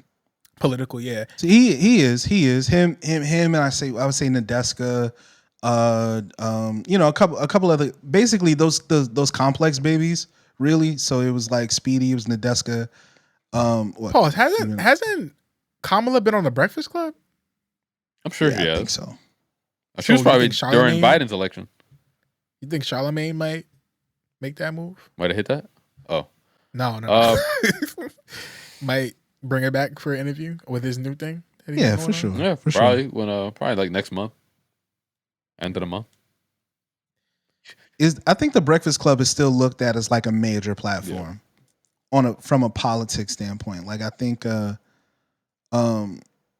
think she's probably considered a major. They're considering the Breakfast Club a major platform, so they'll wait until like we're close to go on there. She'll probably be on Saturday Night Live.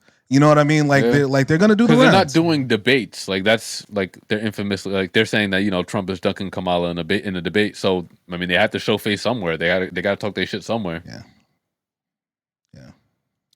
Um, Going to a streamer is like, whoa, this is so 2024, bro. You're obviously like, can you imagine? You're obviously going for a specific demographic when you're doing that. Like, I mean, but like this is just need that version of what they did back then, where like I think I'm pretty sure Donald Trump was on like Arsenio or some shit. Like he was on like those like old.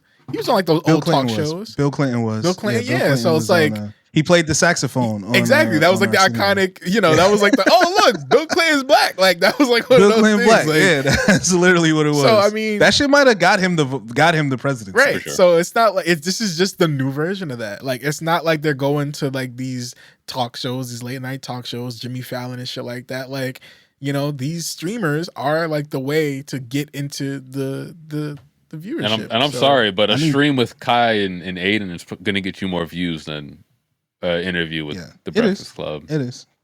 Or on Saturday Night Live, doing skits and shit like that for sure. I think I need to see Tim Walz in a Reddit AMA thread. That's what I want. Apparently he's I'm running for vice president. Apparently he's a big audio guy. Would it be like he collects vinyls and like he taught his daughter how to like wire studio equipment and shit like that. So he's I'm sure he's gonna tap into some type of music platform. You're gonna drop a click of him fucking DJing or some shit. Something it's so crazy. Like Bill Clinton had the fucking saxophone. He gonna be spinning the ones and twos and shit on some vinyls. Yo, if the vice president drops a SoundCloud link, bro, I'm going like for sure. I'm pulling up 100%. It's about to get weird in this pitch, man. But let's keep it going. I want to give a shout out to one of my friends that had me thinking about something, because I didn't even really think about this for a long time, because she was saying that she hasn't listened to Kanye. Like she was like, she asked me, she said, do people still listen? Like, is Kanye West still canceled?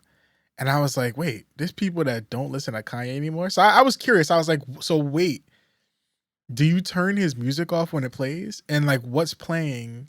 Like, what spurred this thought? Like, what Kanye music do you cancel? Like, does Gold Digger come on and you're like, nah, we got to shut this off?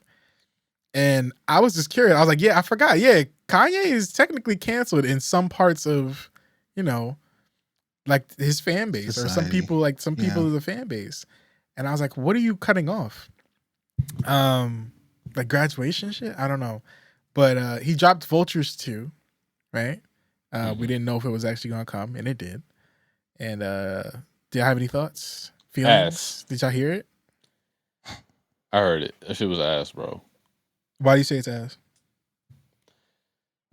Man, this sound is all over the place. It doesn't feel like it's finished. There's certain parts where I feel like he's singing a reference point where Ty Dolla Sign's actually supposed to be singing over this part, and they just never got around to recording him singing it. But I also don't want to joke too much, because I'm not sure if you guys are seeing this whole Save Ye hashtag that's been going on lately. I did see. What is it? Save Ye. Hashtag Save Ye. Apparently he's been so a while ago he was talking about how his old dentist was like working with his with his ex-wife and trying to drug him up and shit like that. And he's saying that he got hooked. Not even just him, it's also people that used to be a part of his team. They're saying his old dentist got him hooked on laughing gas. What do they call it? Nitrous. And they're attributing that to him not being able to put out music correctly, to be able to manage his clothing lines or in his business with his clothing or anything like that. Because not for nothing, regardless of how he's acting, the name should just be selling clothes. Like he shouldn't. He's at a point in his career where he shouldn't be hands-on in the every aspect of the clothing. You know what I'm saying? Especially if you're still doing the music. So it's just him being on this nitrous, being all over the place, feeling like he needs to control everything that's going on in all of his businesses. It's impossible, bro. And it's impossible to put out quality music at the same time. And that's very clear with this. It feels like there are certain songs that leaked mad long ago, like I might have to pull it up, but it's the one with Lil Wayne. Oh, what's it called? No. Whatever. The song that he has with Lil Wayne and it leaked mad long ago, and that version, though it was unfinished, sounds so much better than the version that they put out last week. There's 3 songs on here that I really fuck with. I just feel like he's lost his way.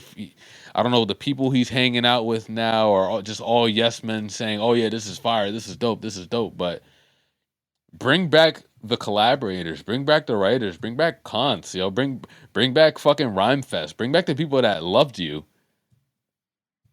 So you can, if you really shout out Kants. Yeah. Shout out Kants. Kants is still around. I actually don't Kants Queens representative, got a lot of love for him. He actually listened to my demo when I was like 16. So I got a lot of love for Kants, but Kants dropped a single the other like 3 weeks ago featuring Kanye. It was very clearly an old record.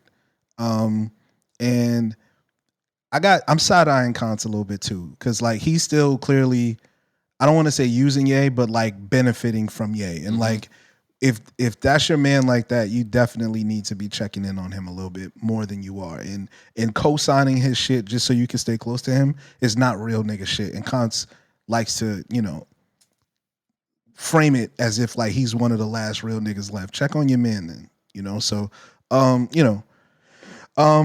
I get what you're saying. I listened to it. I didn't hate it, honestly. But again, I have this thing where the artist that's on the front can't be the worst part of the project. And in order for me to like the project. And I found myself in that same boat here where Ye was definitely like the worst part of every song. You know what I mean? And it's just like sound wise, he just doesn't, like vocally, the mixing, everything, he's just not impactful. He sounds very much like someone he's compromised in some way. Like just maybe it's a physical thing, maybe it's age. Certain people, they just lose their luster as they, and you don't again, got some that, people, it might be. You don't got that singing voice no more. Like he was never a phenomenal singer, but like he was able to like at least sing a little part right here and it sounds decent. It doesn't sound like that no more. It sounds groggy. It doesn't sound good. Yeah. Yeah, I don't think because I've already stated before how I feel about like Ye putting out like unreleased stuff and things like that, where it almost feels like he wants it to be like a growing experience where he wants you to kind of see things come into fruition. It's not just the finished product. Like you really have to see how much work goes into it and like see the finished product and be proud kind of thing, and also put out all these different versions of songs. And I think it's very intentional. Like I don't want to mark it down to just him being like sick or having like mental issues going on like medically or things like that. Like a lot of it does feel kind of intentional, and I do think that Ye has never lost his ability to be at the front of experimentation in like the musical genius realm, where he's always doing something that kind of makes people look at how they do their process differently. It's always something of like, like what was he trying to do with this? Like it's always something that makes you second guess, like if the process that you're doing is working, or if you need to kind of switch things up a little bit. So I'm not always mad at like the references being on the album, because it's like when you're hungry, like when you're an artist who like I'm not always like into polished versions of songs. Like I already told y'all, like the first version of Push Ups, the one that sounded sloppy, like that Drake dropped, I like that version a lot better than the clean one that came out. And so like things that just don't sound super polished still have a place in my heart, just because it feels like he's trying to fall in love with music again. Like there's songs on there that are complete and feel great, but there's also songs on there that sounds like if I can't find something to finish it off with by the time this needs to drop. Fuck it, I'll put it out. I'll figure it out later. But I don't know Which if I I'm not mad. respect that. It feels Yeah. forced because you can't give us something like Vultures 1 where I think all of us thought, it was a pretty solid piece of work, and then turn around and not even rush this out because, I mean, you said it was supposed to be out mad long ago, and then give us this. I'm not going to keep giving you that benefit of the doubt where, oh yeah, it's a living piece of art and you're going to come back to it later, because what if you don't? And it's just this. I gotta be honest with you guys. I'm looking at these song lists. From Vultures 1 and Vultures 2. I mean, I guess you could exclude Carnival, but I don't see myself listening to any of these songs 3 years from now, like any. So I just find it. I don't think I've said this before. I don't think Ye has it anymore. I just don't, and he doesn't even need it. I just don't think he's very. I get it. He's very creative in his process. Cool. Where am I going to listen to these songs at? Like I just don't have. I can't place it. I don't know who this is for, other than people who already like Ye. Like I just don't. I don't know. I'd be much happier if one, he just stuck to producing.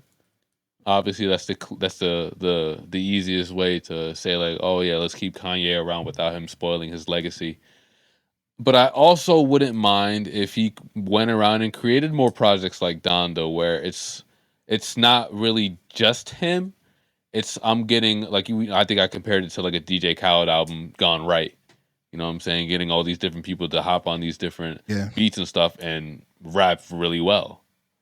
And make a cohesive album with an obvious message, whereas Vultures 1 and 2 it really hasn't felt like that at all. It feels like maybe like playlist music gone wrong. Y'all still listening to anything off of shit? I can't remember what the album was called. Donda? What was the album before this? Donda, yeah. My thing with listening to music is that I never really go back and intentionally listen to old shit. Like it really just has to pop up on my shuffle, and I'll know if it's aged well just by if I skip it or not. And the songs that I like off Donda, not much apparently. So I still listen to Ye, and I still listen to some records off of Kids See Ghosts. I loved Ghost Town. I loved Wouldn't Leave. Shout out what's the guy? He's from Jersey Kid. Ant Clemens? Ant Clemens, yeah. Shout out to Ant Clemens. Big features on the big contributor to those albums. Honestly, he's been just going up since then too. Shout out to Ant Clemens. Some great stuff off of it. Obviously, The Life of Pablo. Again, I want to sit people down and really, really examine when's the last time your fave, or when the last time the guy that you call the guy impacted the whole game. And I would say for Kanye, it probably was Life of Pablo, which was 8 years ago now. You know what I mean? And it's what do we expect from him at this point? You know? You don't think you've aged out of Kanye a little bit? Me? No. I think so. Because like I'm pretty sure we could find a bunch of like younger demos that would say that Donda is his best project. And it's only because man, you'd have to find it. So Donda came out in what, 2021? Yeah. I want to say 21, yes. So like the kids that love that like whose favorite artists are dropping music, they're like listening to like Ian. They're listening to maybe even like Yachty. They're listening to Playboy Cardi. Playboy Cardi dropped a whole lot of Red in like 2019. You know what I mean? Like it's kind of tough to like, I don't know again who are these songs for? But like The Life of Pablo for like the teenagers, like when they were listening to The Life of Pablo, that might have been their first like Ye project, something like that. They then came to like, you know, the next things, which was like the Dondas, which is like their next. That was like probably, it might have been peak Kanye for them. So probably like Kai's age, right? Like maybe 24, 23, like that like age. 22. Yeah, Kai's young. He's still like 21, 22. Yeah, he's young. because those guys, I don't see them bumping Ye, man. I think they're Drake stands. I think they're, Travis Scott stands. Like, I think they've kind of, I don't think he has young fans, to be honest with you. I don't. You're bugging. I know what you're saying, but I don't think he has like a huge young fan base. I think his ability to have founded Travis is his connector to the young fans. The fact that the person who basically birthed Travis is like still making music and still changing shit up, and the fact that Travis is still fucking with him, showing love, bringing him on stage and stuff, like it's gonna keep him in their hearts. Yeah, maybe I'm a tough auditor, man. I'm a tough auditor because I feel the same way about Drake, not to the same level, but I feel the same way about Drake. Honestly, and it could just be COVID, right? It could just be like the pandemic made it really, really tough. But like, I feel like after 2020, a lot of the guys that we consider the guys stopped, were no longer at their peaks. We're gonna start wrapping up a little bit soon, but I have a question before we get off the Ye topic. Do y'all feel like he's almost been a little bit more calm or tame since he's left Kim, or since Kim left him? I don't know how that whole thing went, but since his relationship with Kim ended, do you feel like things have kind of toned down a little bit? Well, I don't know, because at that point you have the whole Pete Davidson stuff that happened. Him going crazy online. You had him kicking out people from the studio sessions. There's a lot of stuff that happened. He definitely crashed out. He's getting head on a boat in Italy, getting banned. Like, but I mean, like in the sense of him actually being away from like Kim, like not the whole, because the Pete Davidson, then obviously it was like really fresh. So was he with Kim when he was running for president? Yeah, he was going on the campaigns and stuff. Yeah, I don't know, bro, because some of the allegations that he be making, he was with Kim. Some of that shit was true, though. Kim, though. Yeah, some of that shit was true. He was with Kim. Some of the shit has bared itself out too. You know what I'm saying? Like as time has gone on, I think Kim's been low key too, though. Yes, you know what I mean? Like right. since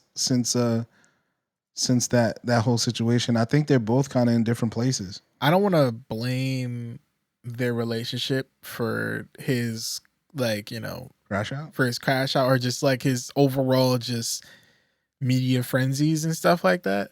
But I will say that maybe I don't want to blame it entirely on paparazzi either, but it feels like the less TMZ is in his life, or the less like paparazzis is bothering him all up in his shit, the less moments we get where we're like, yo, Kanye bugging the fuck out. Like, it feels like a lack of protection kind of thing. Like Schoolboy has that one line of like, yeah, y'all niggas really canceled Ye. Nah, I ain't with it now. Y'all was screaming mental health and now we want to kill them all. Like, that definitely does feel like Ye wasn't protected enough. Because why are we listening to like a lot of the shit that he says? We can't deny that he's a musical genius, but a lot of the shit that he be saying, it's like, why are we giving this any weight for someone who is diagnosed bipolar, has a history of like saying all this like crazy stuff, and lost his mother and went through a big ass like just whirlwind of depression and pain? Like, how can we like put him out in the front to be just on a stage to just be judged on that? I think part of it is because it's kind of part of celebrity, and we've actually gotten some pretty great music from other great musicians through that type of controversy. You know what I mean? Like, Michael Jackson was one of the most famous people in the world when he dropped Dangerous. You know what I mean? And that album, there was a lot of like shots being thrown on that. Like people almost forget, like the album in that period is so like iconic.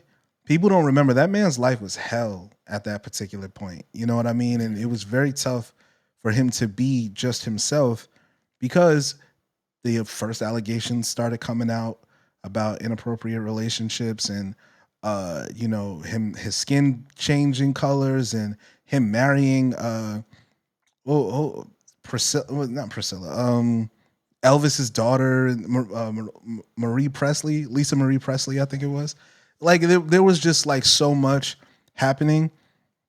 You could talk about, Mary J. Blige, drug addictions, and all these artists that we know kind of almost created out of their pain, right? So I think what happens a lot of times is we expect artists to go through something. We used to make jokes about it.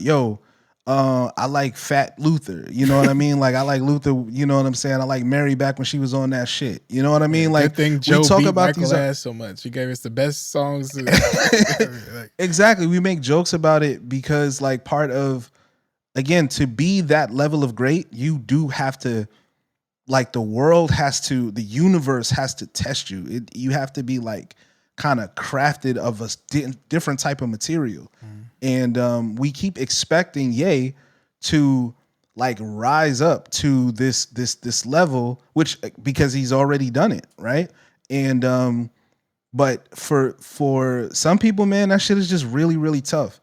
And I'm no longer in that part is aged out of me. I'm no longer an advocate for like someone having to go through pain in order to create. You know what I mean? To me, it's just like, yo, get yourself together.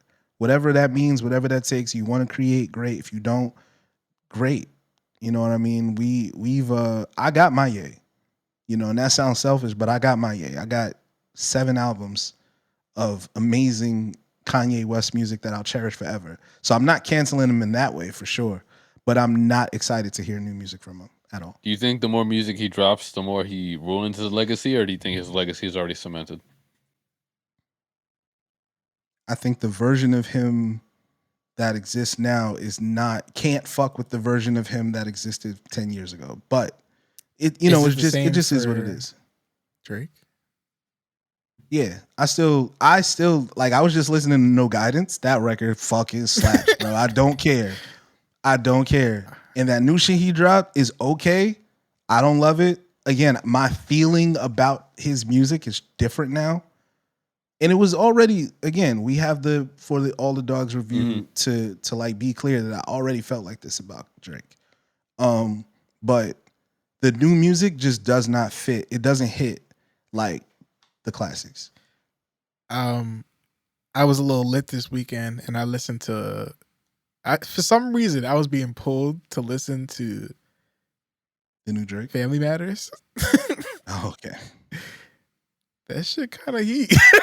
It's hard. It's hard. It kind of goes. I was nervous. I mean, like, I was nervous for like 45 minutes, bro. I was shaking in my boots. Yeah, I know, but like just a lot of like, but then you remember everything that came after and just like, damn. But like as the smoke is clearing a little bit, like I think it's safe to say that Family Matters is not a bad record. No, it's definitely not. It's a great record. Yeah. It's a great disc. Yeah. Honestly, he killed 9 out of 10 of the assassins that were after him. Yeah. He did. He killed everybody else. It was one nigga he left alive. Yeah. And I also listened to some For All the Dogs shit. Like there's some songs on there that just, I don't know. Like I didn't hate For All the Dogs. You know, and like I think that's my review when it. Huh? It was decent. Yeah, I think it was decent. Like I haven't listened to the whole thing through, but I will say that there definitely was a charm to it that I think will definitely keep me coming back like as years go on, especially as he starts to change his sound again, you know, a little bit more. Do y'all care about the 100 gigabytes of leaks?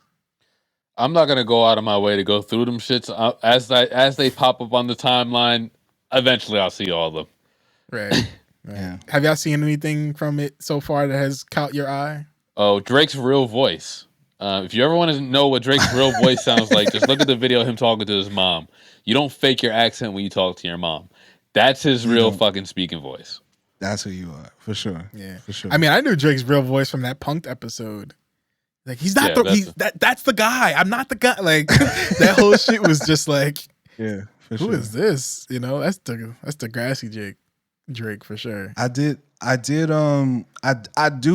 a fucking sucker for like archives, artists creating shit like that. Yeah, like I'm a sucker for that shit. Yeah. Again, just like D, I have not gone out my way to check it, but when certain things catch my eye, it's just like, man, this shit is fucking cool. The Like, Over My Dead Body because- shit, I'm not gonna lie, that shit kind of caught me a little bit.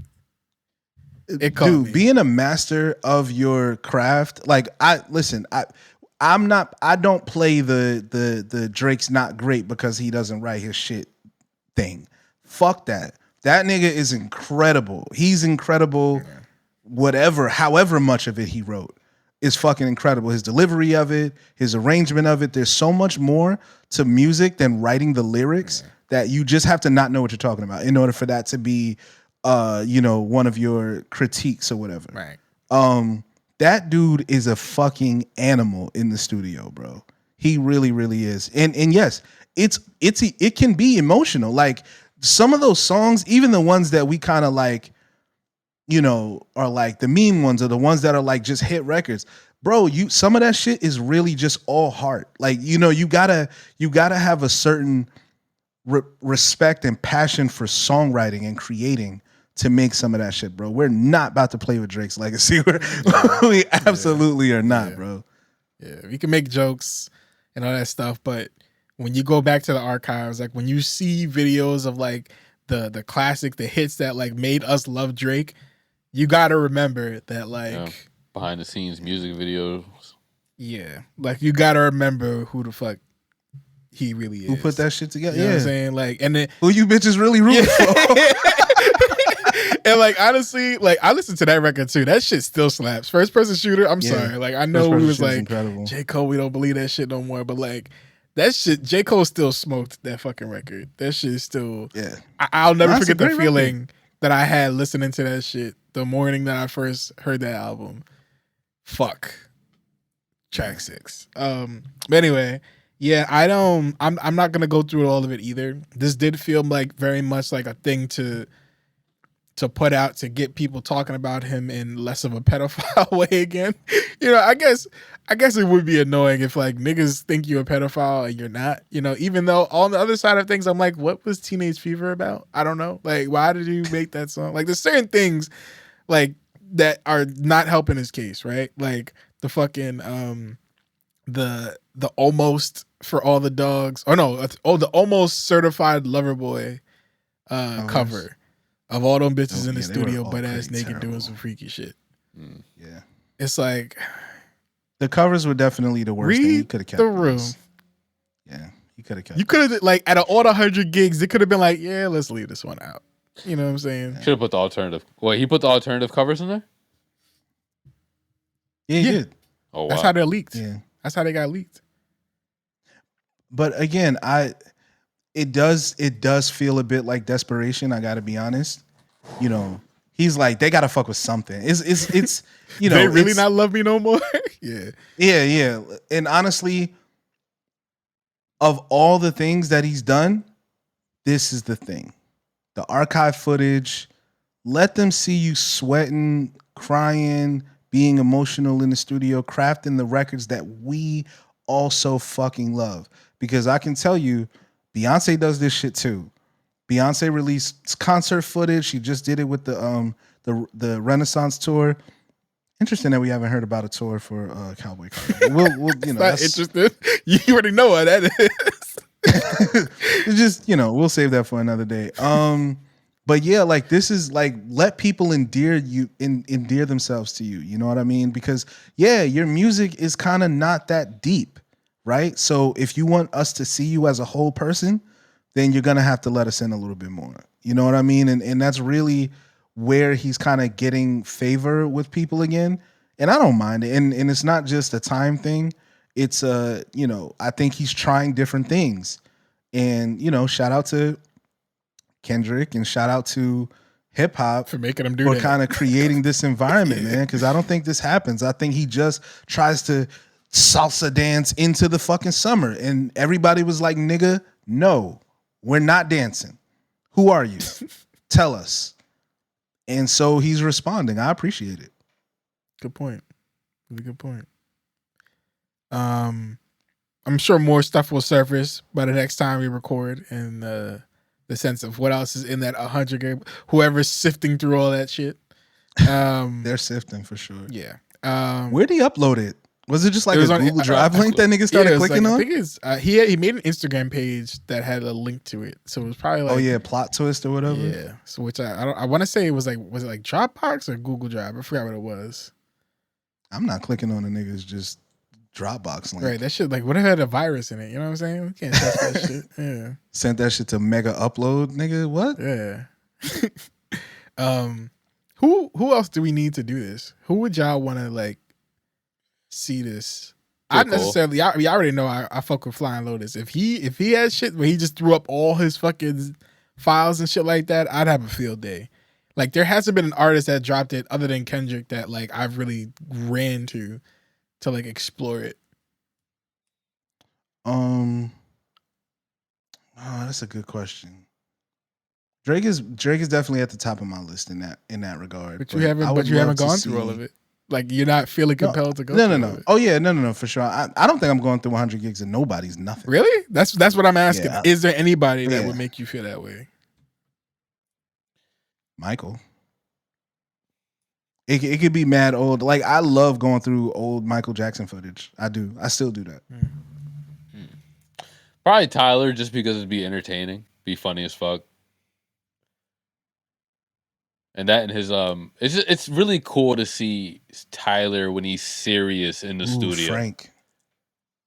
Yeah, Frank would be too. cool, but I feel like Frank would be too experimental. That shit might kind of be boring. Remember what he did with the fucking staircase?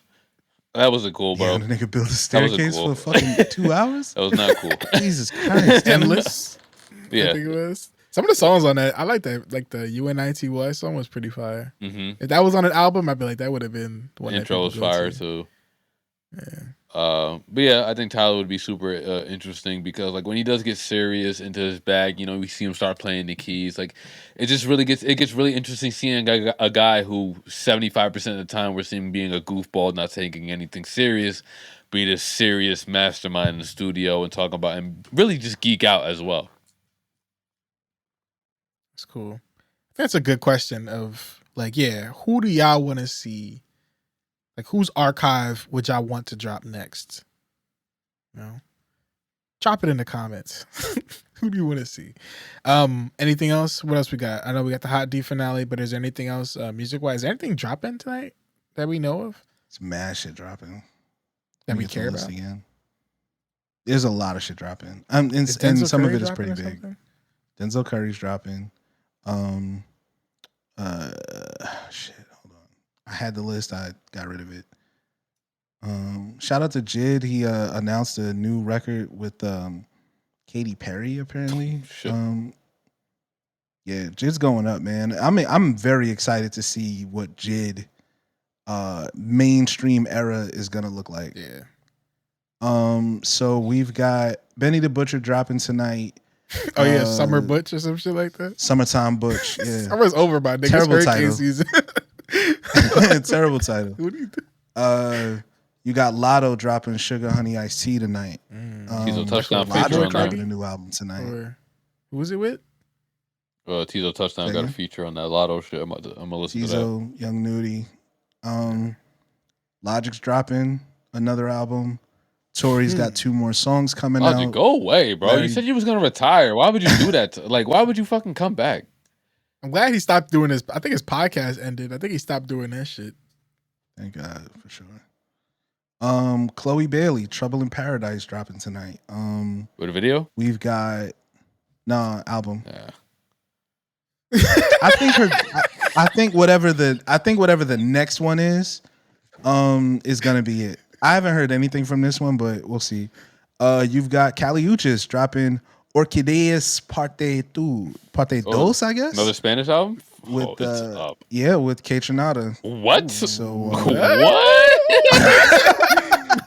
Yo, Kai Cenat is working right now, dog. Yeah, nigga, man. yeah, Hell yeah. dropping. Donnie yep, better watch the fuck out because that's catching on him, man. 18 new songs. Shit.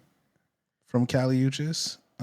Dropping tonight. Yeah, Yeah, I know it. it's a Spanish album. Yeah, I might have to see her again. Not gonna hold you. J Balvin. Speaking in Spanish, the J Balvin album is also dropping. Yeah, what happened to all that? Did that era have like? Did that shit Is it over? Like, what happened to that? But Bad Bunny was dropping all the time, and then he just stopped. What happened to that shit? They done? Wrestling. Started wrestling. Yeah, he started wrestling. Niggas got nice. Bad Bunny, J Balvin, all them niggas was dropping like back to back. I guess Peso Pluma is now the big one that he dropping shit. But I don't know where is Bad Bunny. Have y'all heard Chappelle Roan? I know that she's not. bro, Spanish, I swear I did not know who she was until Neither Sound did I. Map. Neither did I. She's all over the fucking place, though. she's all over the place, bro. Between her and Sabrina crazy. Carpenter, I did not know who none of them was until. But yeah, she for the gays, man. Yeah. You can bleep this out. Yeah, I think she's just like inclusive. Yeah. Which is cool. Hey, that's lit. Nah, leave it to the. I'm gonna start getting into my. That's fine with me. No, I'm gonna start. What I mean by that is like, do what you want. You know what I'm saying? Like, That's you not know, appropriation. Ask them. I can tell you. Literally, ask them. All right. Oh my god. So we got a Joey Badass song dropping tonight. Yeah, move right past it. That's right. We get good at this shit. I should say y'all getting better. I feel like y'all have surpassed past me in like the moving right along. Right along shit. Yeah, Hey, y'all do it good. gotta Man. do what you gotta do. We get a Joey Badass record tonight featuring Powers Pleasant. I don't know who that is. Me neither. But, you know, But I fuck with another interesting one. We get a Quavo record featuring Lenny Kravitz. you. I'm good. Yeah. Lenny. I don't know what that's gonna sound like, I'm good, man. but I just Good. interested to hear it. Yeah. Interested to hear it. So, would you want to hear Lenny Kravitz record featuring Quavo? No. No. Damn. What was that last? Quavo just did a song with He was just on Kamala Harris. yes, but he just did an interesting feature. I think he's definitely going into that white lane. He's leaning into that, Yeah. like, you know, that fuck. Oh damn, who the fuck was it? Katy Perry? Was it fucking? Oh, I got some white girl. Lana Del Rey? No, not Lana Del Rey. No, I think it is Lana. Lana Del Rey. Lana. Yeah. I fuck with Yeah. Lana though, man. She cool. So that's mostly what's coming out. That's mostly what's coming out tonight. So Okay. any Olympic updates you guys want to get into? my I'm God. mad excited for Yeah. this weekend because, as y'all know, the only thing that I care to watch is the breaking competition, Breakdancing. Yeah. which I believe is Saturday. I can't wait to watch that shit. And I think the Olympics ends on Sunday, right? Like, is that it? This is the last weekend. That got to be it. Yeah. Yeah, Team USA It almost may be blew a it couple today. more Yo. days. I'm not sure if you was watching the game, Ahad, but oh my god, my blood pressure was going all over the place. I didn't see it, but I just know. I know these niggas better not. Like that's really all is. These niggas all were it down is for me. 16 at one point, bro. Yeah, in the fourth, I got the notification. They better not. Thank God bro. for Steph. I'm sorry, you got to win. Thank you, Steph. Thank you, Joel Embiid. Thank you, LeBron. Devin Booker. A little fist bump to you for hitting some clutch shots at the end. But yeah, if it wasn't for them three, I don't know what Serbia was thinking. Bogdanovic, respect to you, my guy. You balled the fuck out. Yeah. But I'm don't scared you of him, bro. ever poke the bear like that again. Yo, he had LeBron fucked up. All types of crazy. That every single time he made a three, Melo was sitting sideline. Anytime somebody, tough, man. not even just him, anytime anybody on the Serbian team hit a three to the head, right at Melo, looking right at him. I love FIBA rules. Bogdan's By the always way, had yo. the- I love FIBA rules. We really just need to adopt FIBA's rules, bro. Like, period. It's just a better game. It's literally just a better game of basketball than the NBA is right now. There's shorter minutes though, right? That's the only thing. I'd keep the minutes where it's I think it's 10 minutes to see. Yeah, I think it's 10 minutes. I would definitely keep the minutes at 12. I know y'all probably don't give a fuck about this, but my friend just posted the Yachty's pod, Safe Place pod. Joe Budden's gonna be the next guest. So Oh my god. I did see that. I'm interested in watching that. Me too. too, I haven't because- watched or listened to the JBP in close to a month now at this point, though. They've been whack. Last but not least, Dame, give us your Dame, give us your hot D. Give us your hot D finale takes, please. Well, Hodge, you saw it, right?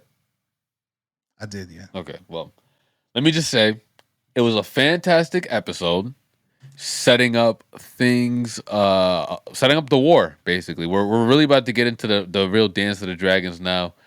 Niggas are about to be dying, flying, profiling. It's gonna be crazy. I loved the episode as an episode in general. I hated the episode as a finale. Call me basic, call me a casual, but I'm sorry. If you're giving me a finale to a series, I need something. I need some action, bro. I'm sorry. Like, I don't need more exposition. I don't need more story. I don't need more setting up. Like, I don't need that. Because y'all going to have me wait like another 1.5, 2 years just to see that shit.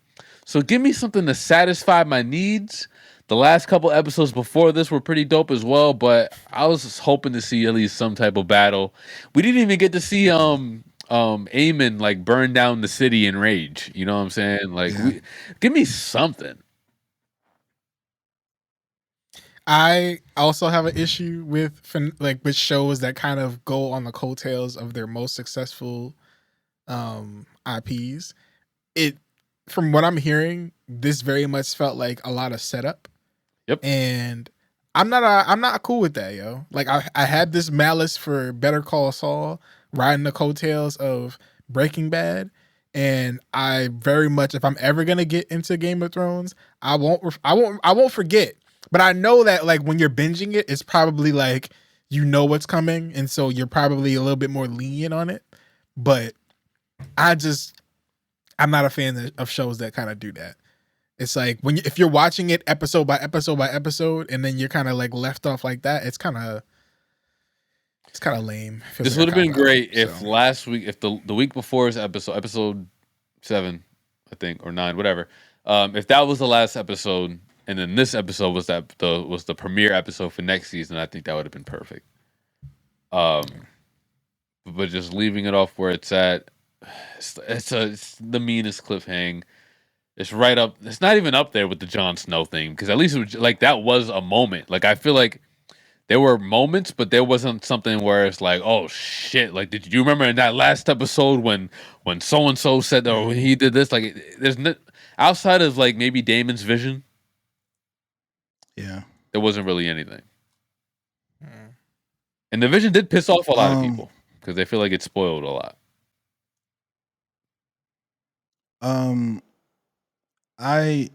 My biggest problem with this season and especially this episode, it's really, really simple. You can tell, and I'm gonna make a larger point about this later. You can tell that they did this for money. Like, and I mean that very plainly. They shortened it to what was it, 8 episodes? It didn't feel like 8. It didn't. But 8 episodes this season after it was 10 in the first season.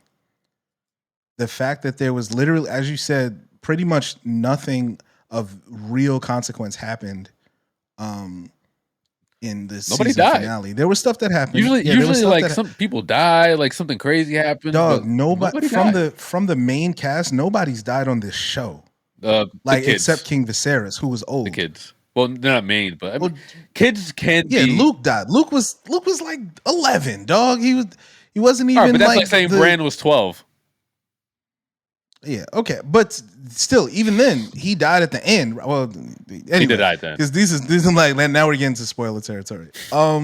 But it's not so much about death. Like, we don't need a pound of flesh. We need good storytelling. You know what I mean? And it just feels like, as you said, it was set up for season 3, which is probably gonna be great in 2 years. Niggas gotta survive, bro. Like, this country, like, how sure are we? Like, think about it. If we do this, if we do 8 episodes every 2 years until they're done, which they said they're going to wrap up in season 4, are you sure that we got 5 years left? Like, you know what I'm saying? Like, how do we know fucking economy is going to be at this point. Like, it doesn't even make sense to dig into the show now, knowing that it isn't going to wrap up, and it isn't going to wrap up at any point in the near future. My kids will literally be going to college by the time House of the Dragon ends, bro. Like, come on, dog. Like, you're asking a lot.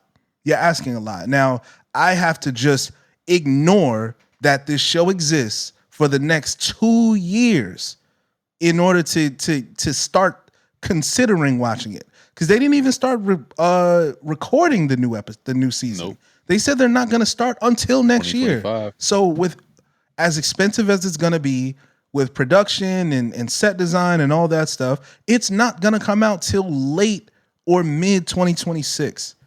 And that's just the third season of what is supposed to be a 4-season thing. So again, another 2 years after that, you're talking about 2028, and we're in 2024. Why would I wouldn't suggest nobody start this show at all. If you're not watching it already, I would not suggest anybody else watch this show until they're closer to wrapping up, or until something changes. Honestly, there have already been Twitter threads going of like, fire David Zaslav. I think that's the name of the president for Max. But like, bro, this is all very obviously budget cuts. They couldn't get as big as House of the Dragon is. They couldn't get approved for 10 episodes. Let's go back to 13 episodes, by the way.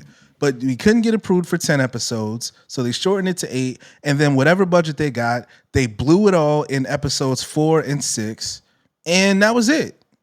I understand it's very difficult to make realistic looking dragons, but there's got to be something else that you can do, man. Because what you did with Damon this season, bro.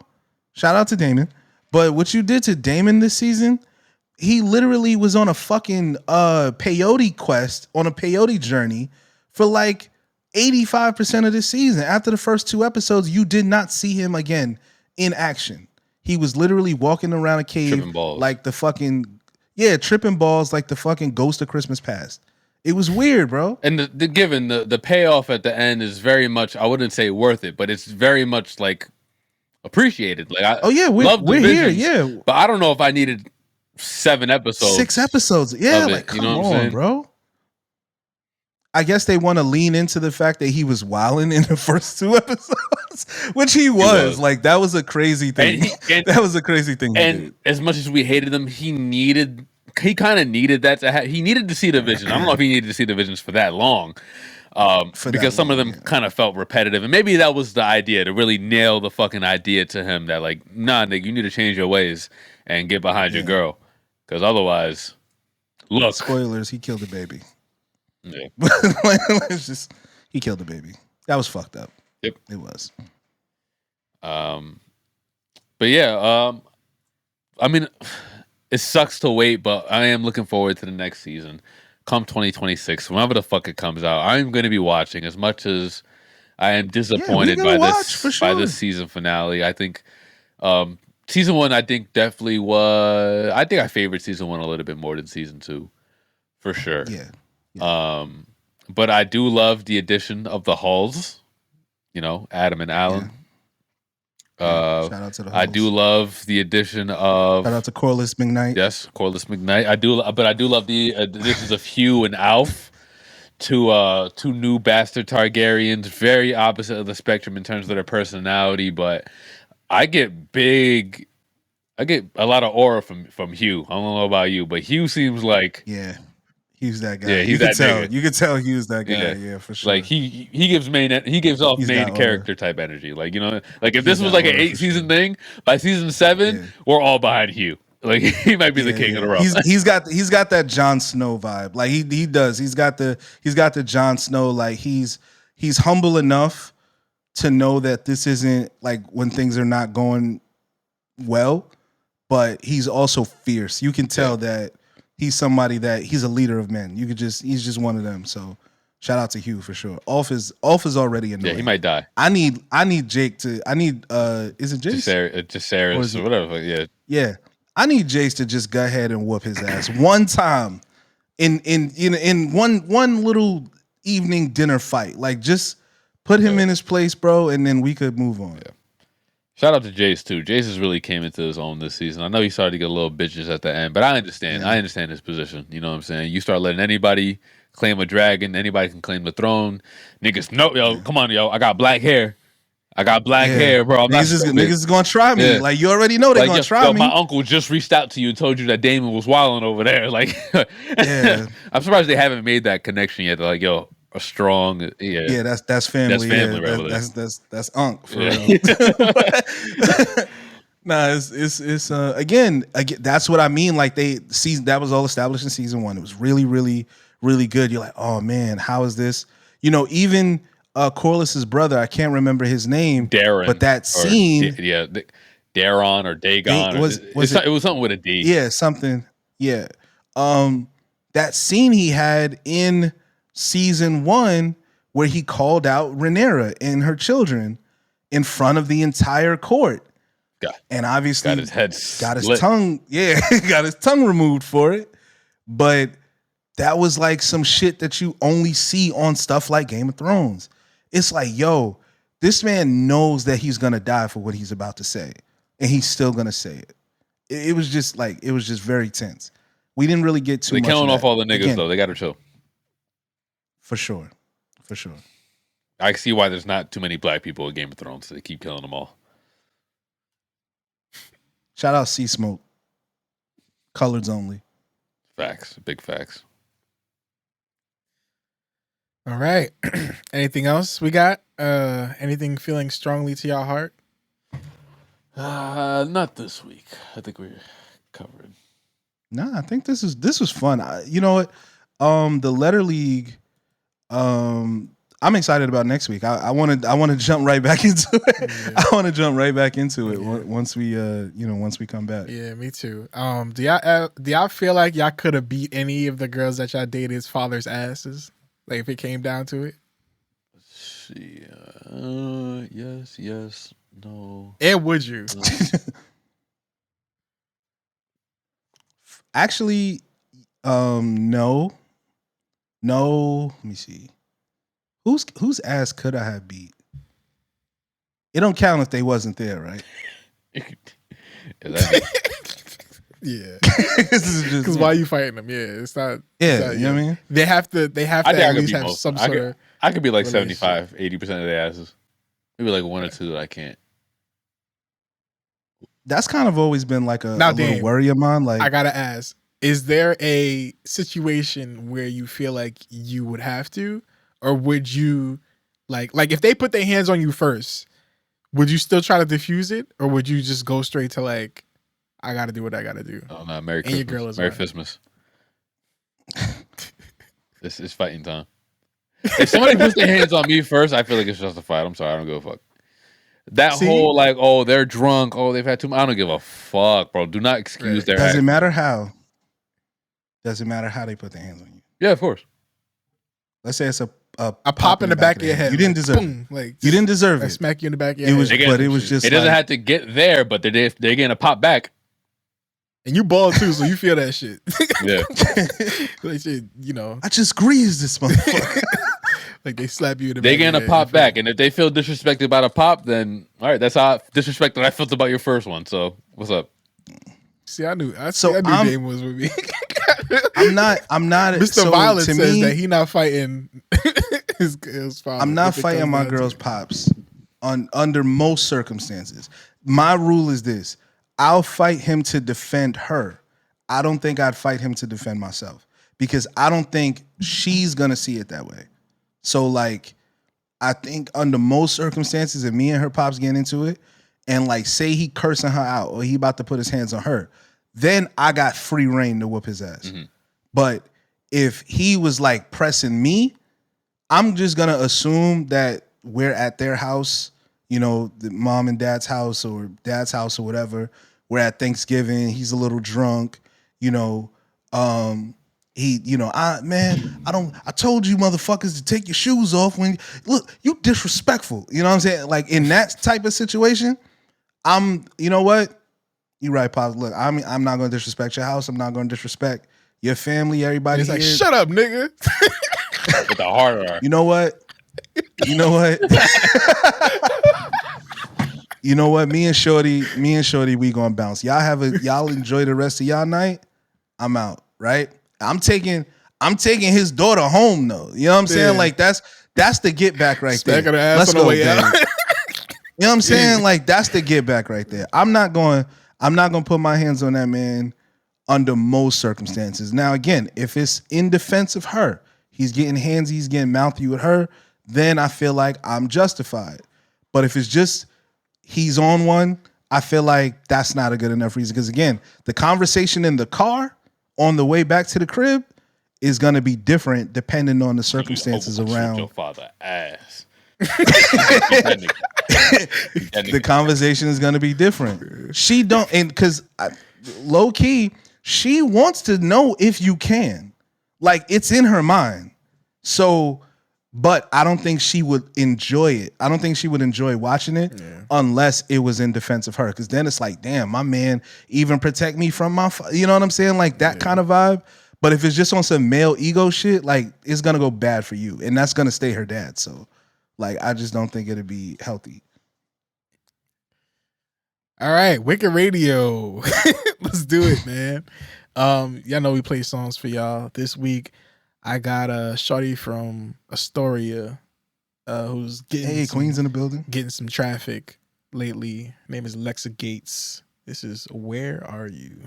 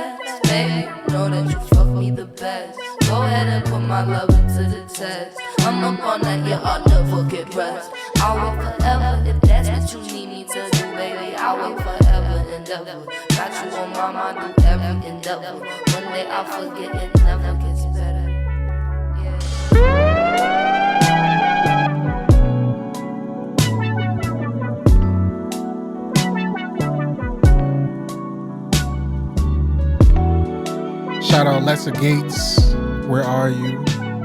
Off of the Universe Rap and Flesh album. She's coming up. You know what I'm saying? I really enjoyed that one, so it felt like it was good to play it now. Who next? I'll go. I go. Okay. Oh, No, you go for it. Now you got a kiss. all right. Yo. So I've been fighting it, man. I really, really have. But these fucking Tory Lanez records are incredible. And I've been playing them so much. So I gotta go with Wish I Never Met You from the Prison Tapes. And shout out, we talked about it last week. Not the trial and everything, the music that's coming out. Shout out BandLab. These songs sound incredible. You literally can make anything from anywhere, whenever. It's really cool. Yeah. So Wish I Never Met You by Tory Lanez. You have a prepaid call from Tory. Yeah.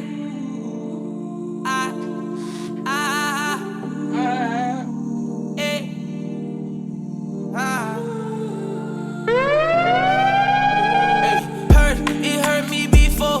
You said let love grow, but not no more. You took time to grow. Stop blowing up my phone and now I'm loaded with emotions, trying to find out how to cope. It can't be with drinking dope. I've been smoking way too high. Drink so much I damn near choke. Can't find your love in my scope. Think I need it, I can't lie. The love you had for me is no more. It's okay, I knew this would happen one day. I can't lie, I just wish I never met you in the first place. Damn, why you had to come and kiss me in the first place. Damn, why we had to even mix it in the first place. Damn, then we went ahead and slid into third base. Damn, I wish I never ever met you in the first place. Damn, why you had to come and kiss me in the first place. Damn, why we had to even mix it in the first place. Damn, then we went ahead and slid into third base. Damn, I wish I never ever met you in the love don't come my way. It don't come my way, don't need to stay. Things I should have said, things I wish I said, I need to say. You always been my good love and I always knew. If I leave for someone new, I still end up right back with you. And we watched anime till we can't watch. I can't watch no more. It remind me of you way too much. We came way too clutch. Didn't know losing you be way too much. I can't lie, I just wish I never met you in the first place. Damn, why you had to come and kiss me in the first place.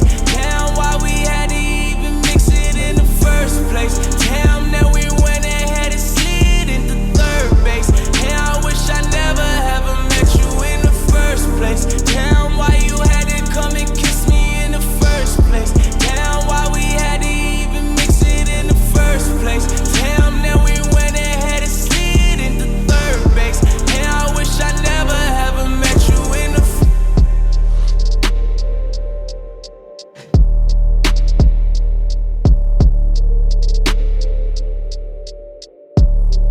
Little mama get me high anytime I take a low.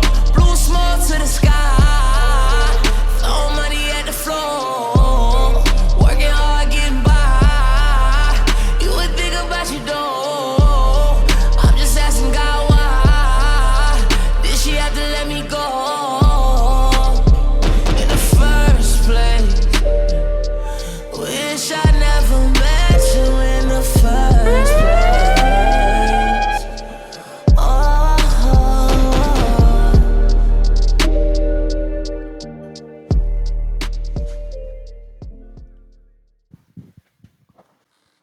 I just came up with a theory. Oh, Hold on. wait till Hold on, Dave my goes. thing. All right, go ahead.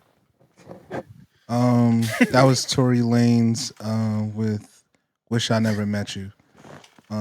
Great record. I'm not gonna talk about my theory until after D goes. All right. Mans that I picked out today, seen him on Instagram. Definitely caught my ear right away. Great voice, great vibe. This is Daju Rain.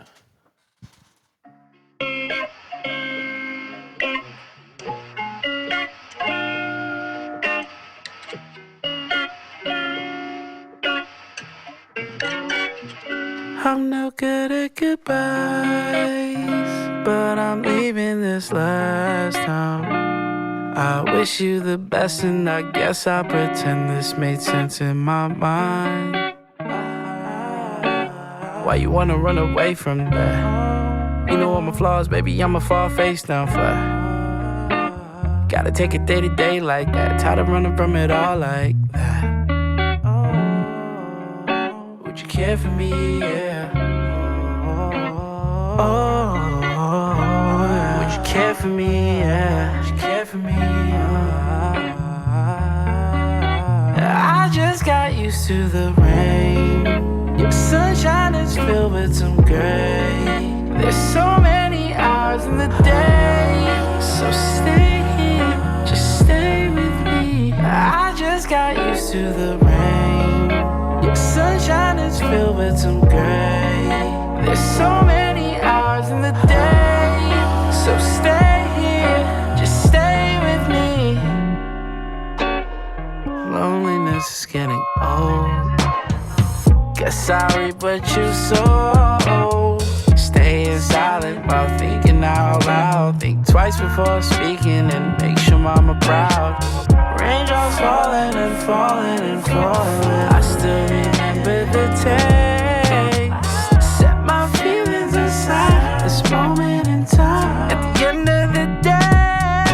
Would you care for me? Yeah. Oh, would you care for me? Yeah. Would you care for me? I just got used to the rain. Your sunshine is filled with some gray. There's so many hours in the day. So stay here, just stay with me. I just got used to the rain. Your sunshine is filled with some gray. There's so many hours in the day. So stay here, just stay with me.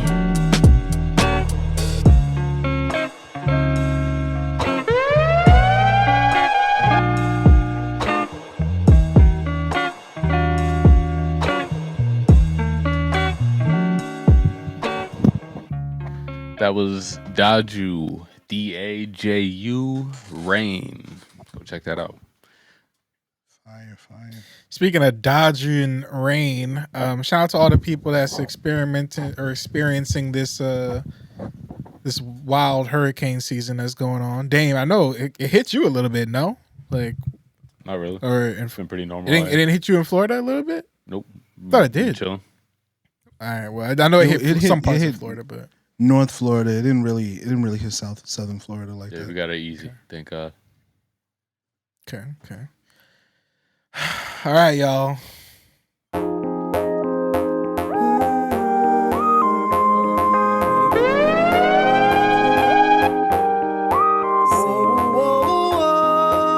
You want to talk about DJ songs that do it to him? This do it for me every time. Got somebody, she is a beauty, very special, really and truly. Thank y'all for listening. Care of me like it's her duty. We'll be back same time next week. My son, We lied. Actually, not same time. Earlier next week. hey, no letting go, no holding back, because you are my lady. Summer is ending soon. Crazy. Shit was quick, right? Girl, I'm so glad We hope y'all are really enjoying y'all times. Hope we're helping you get through it a little bit more. I've been busy as fuck, but still enjoying my time.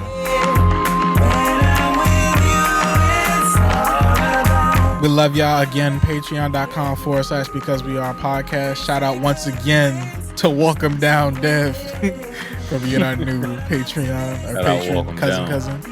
Yeah. We'll see y'all next week. But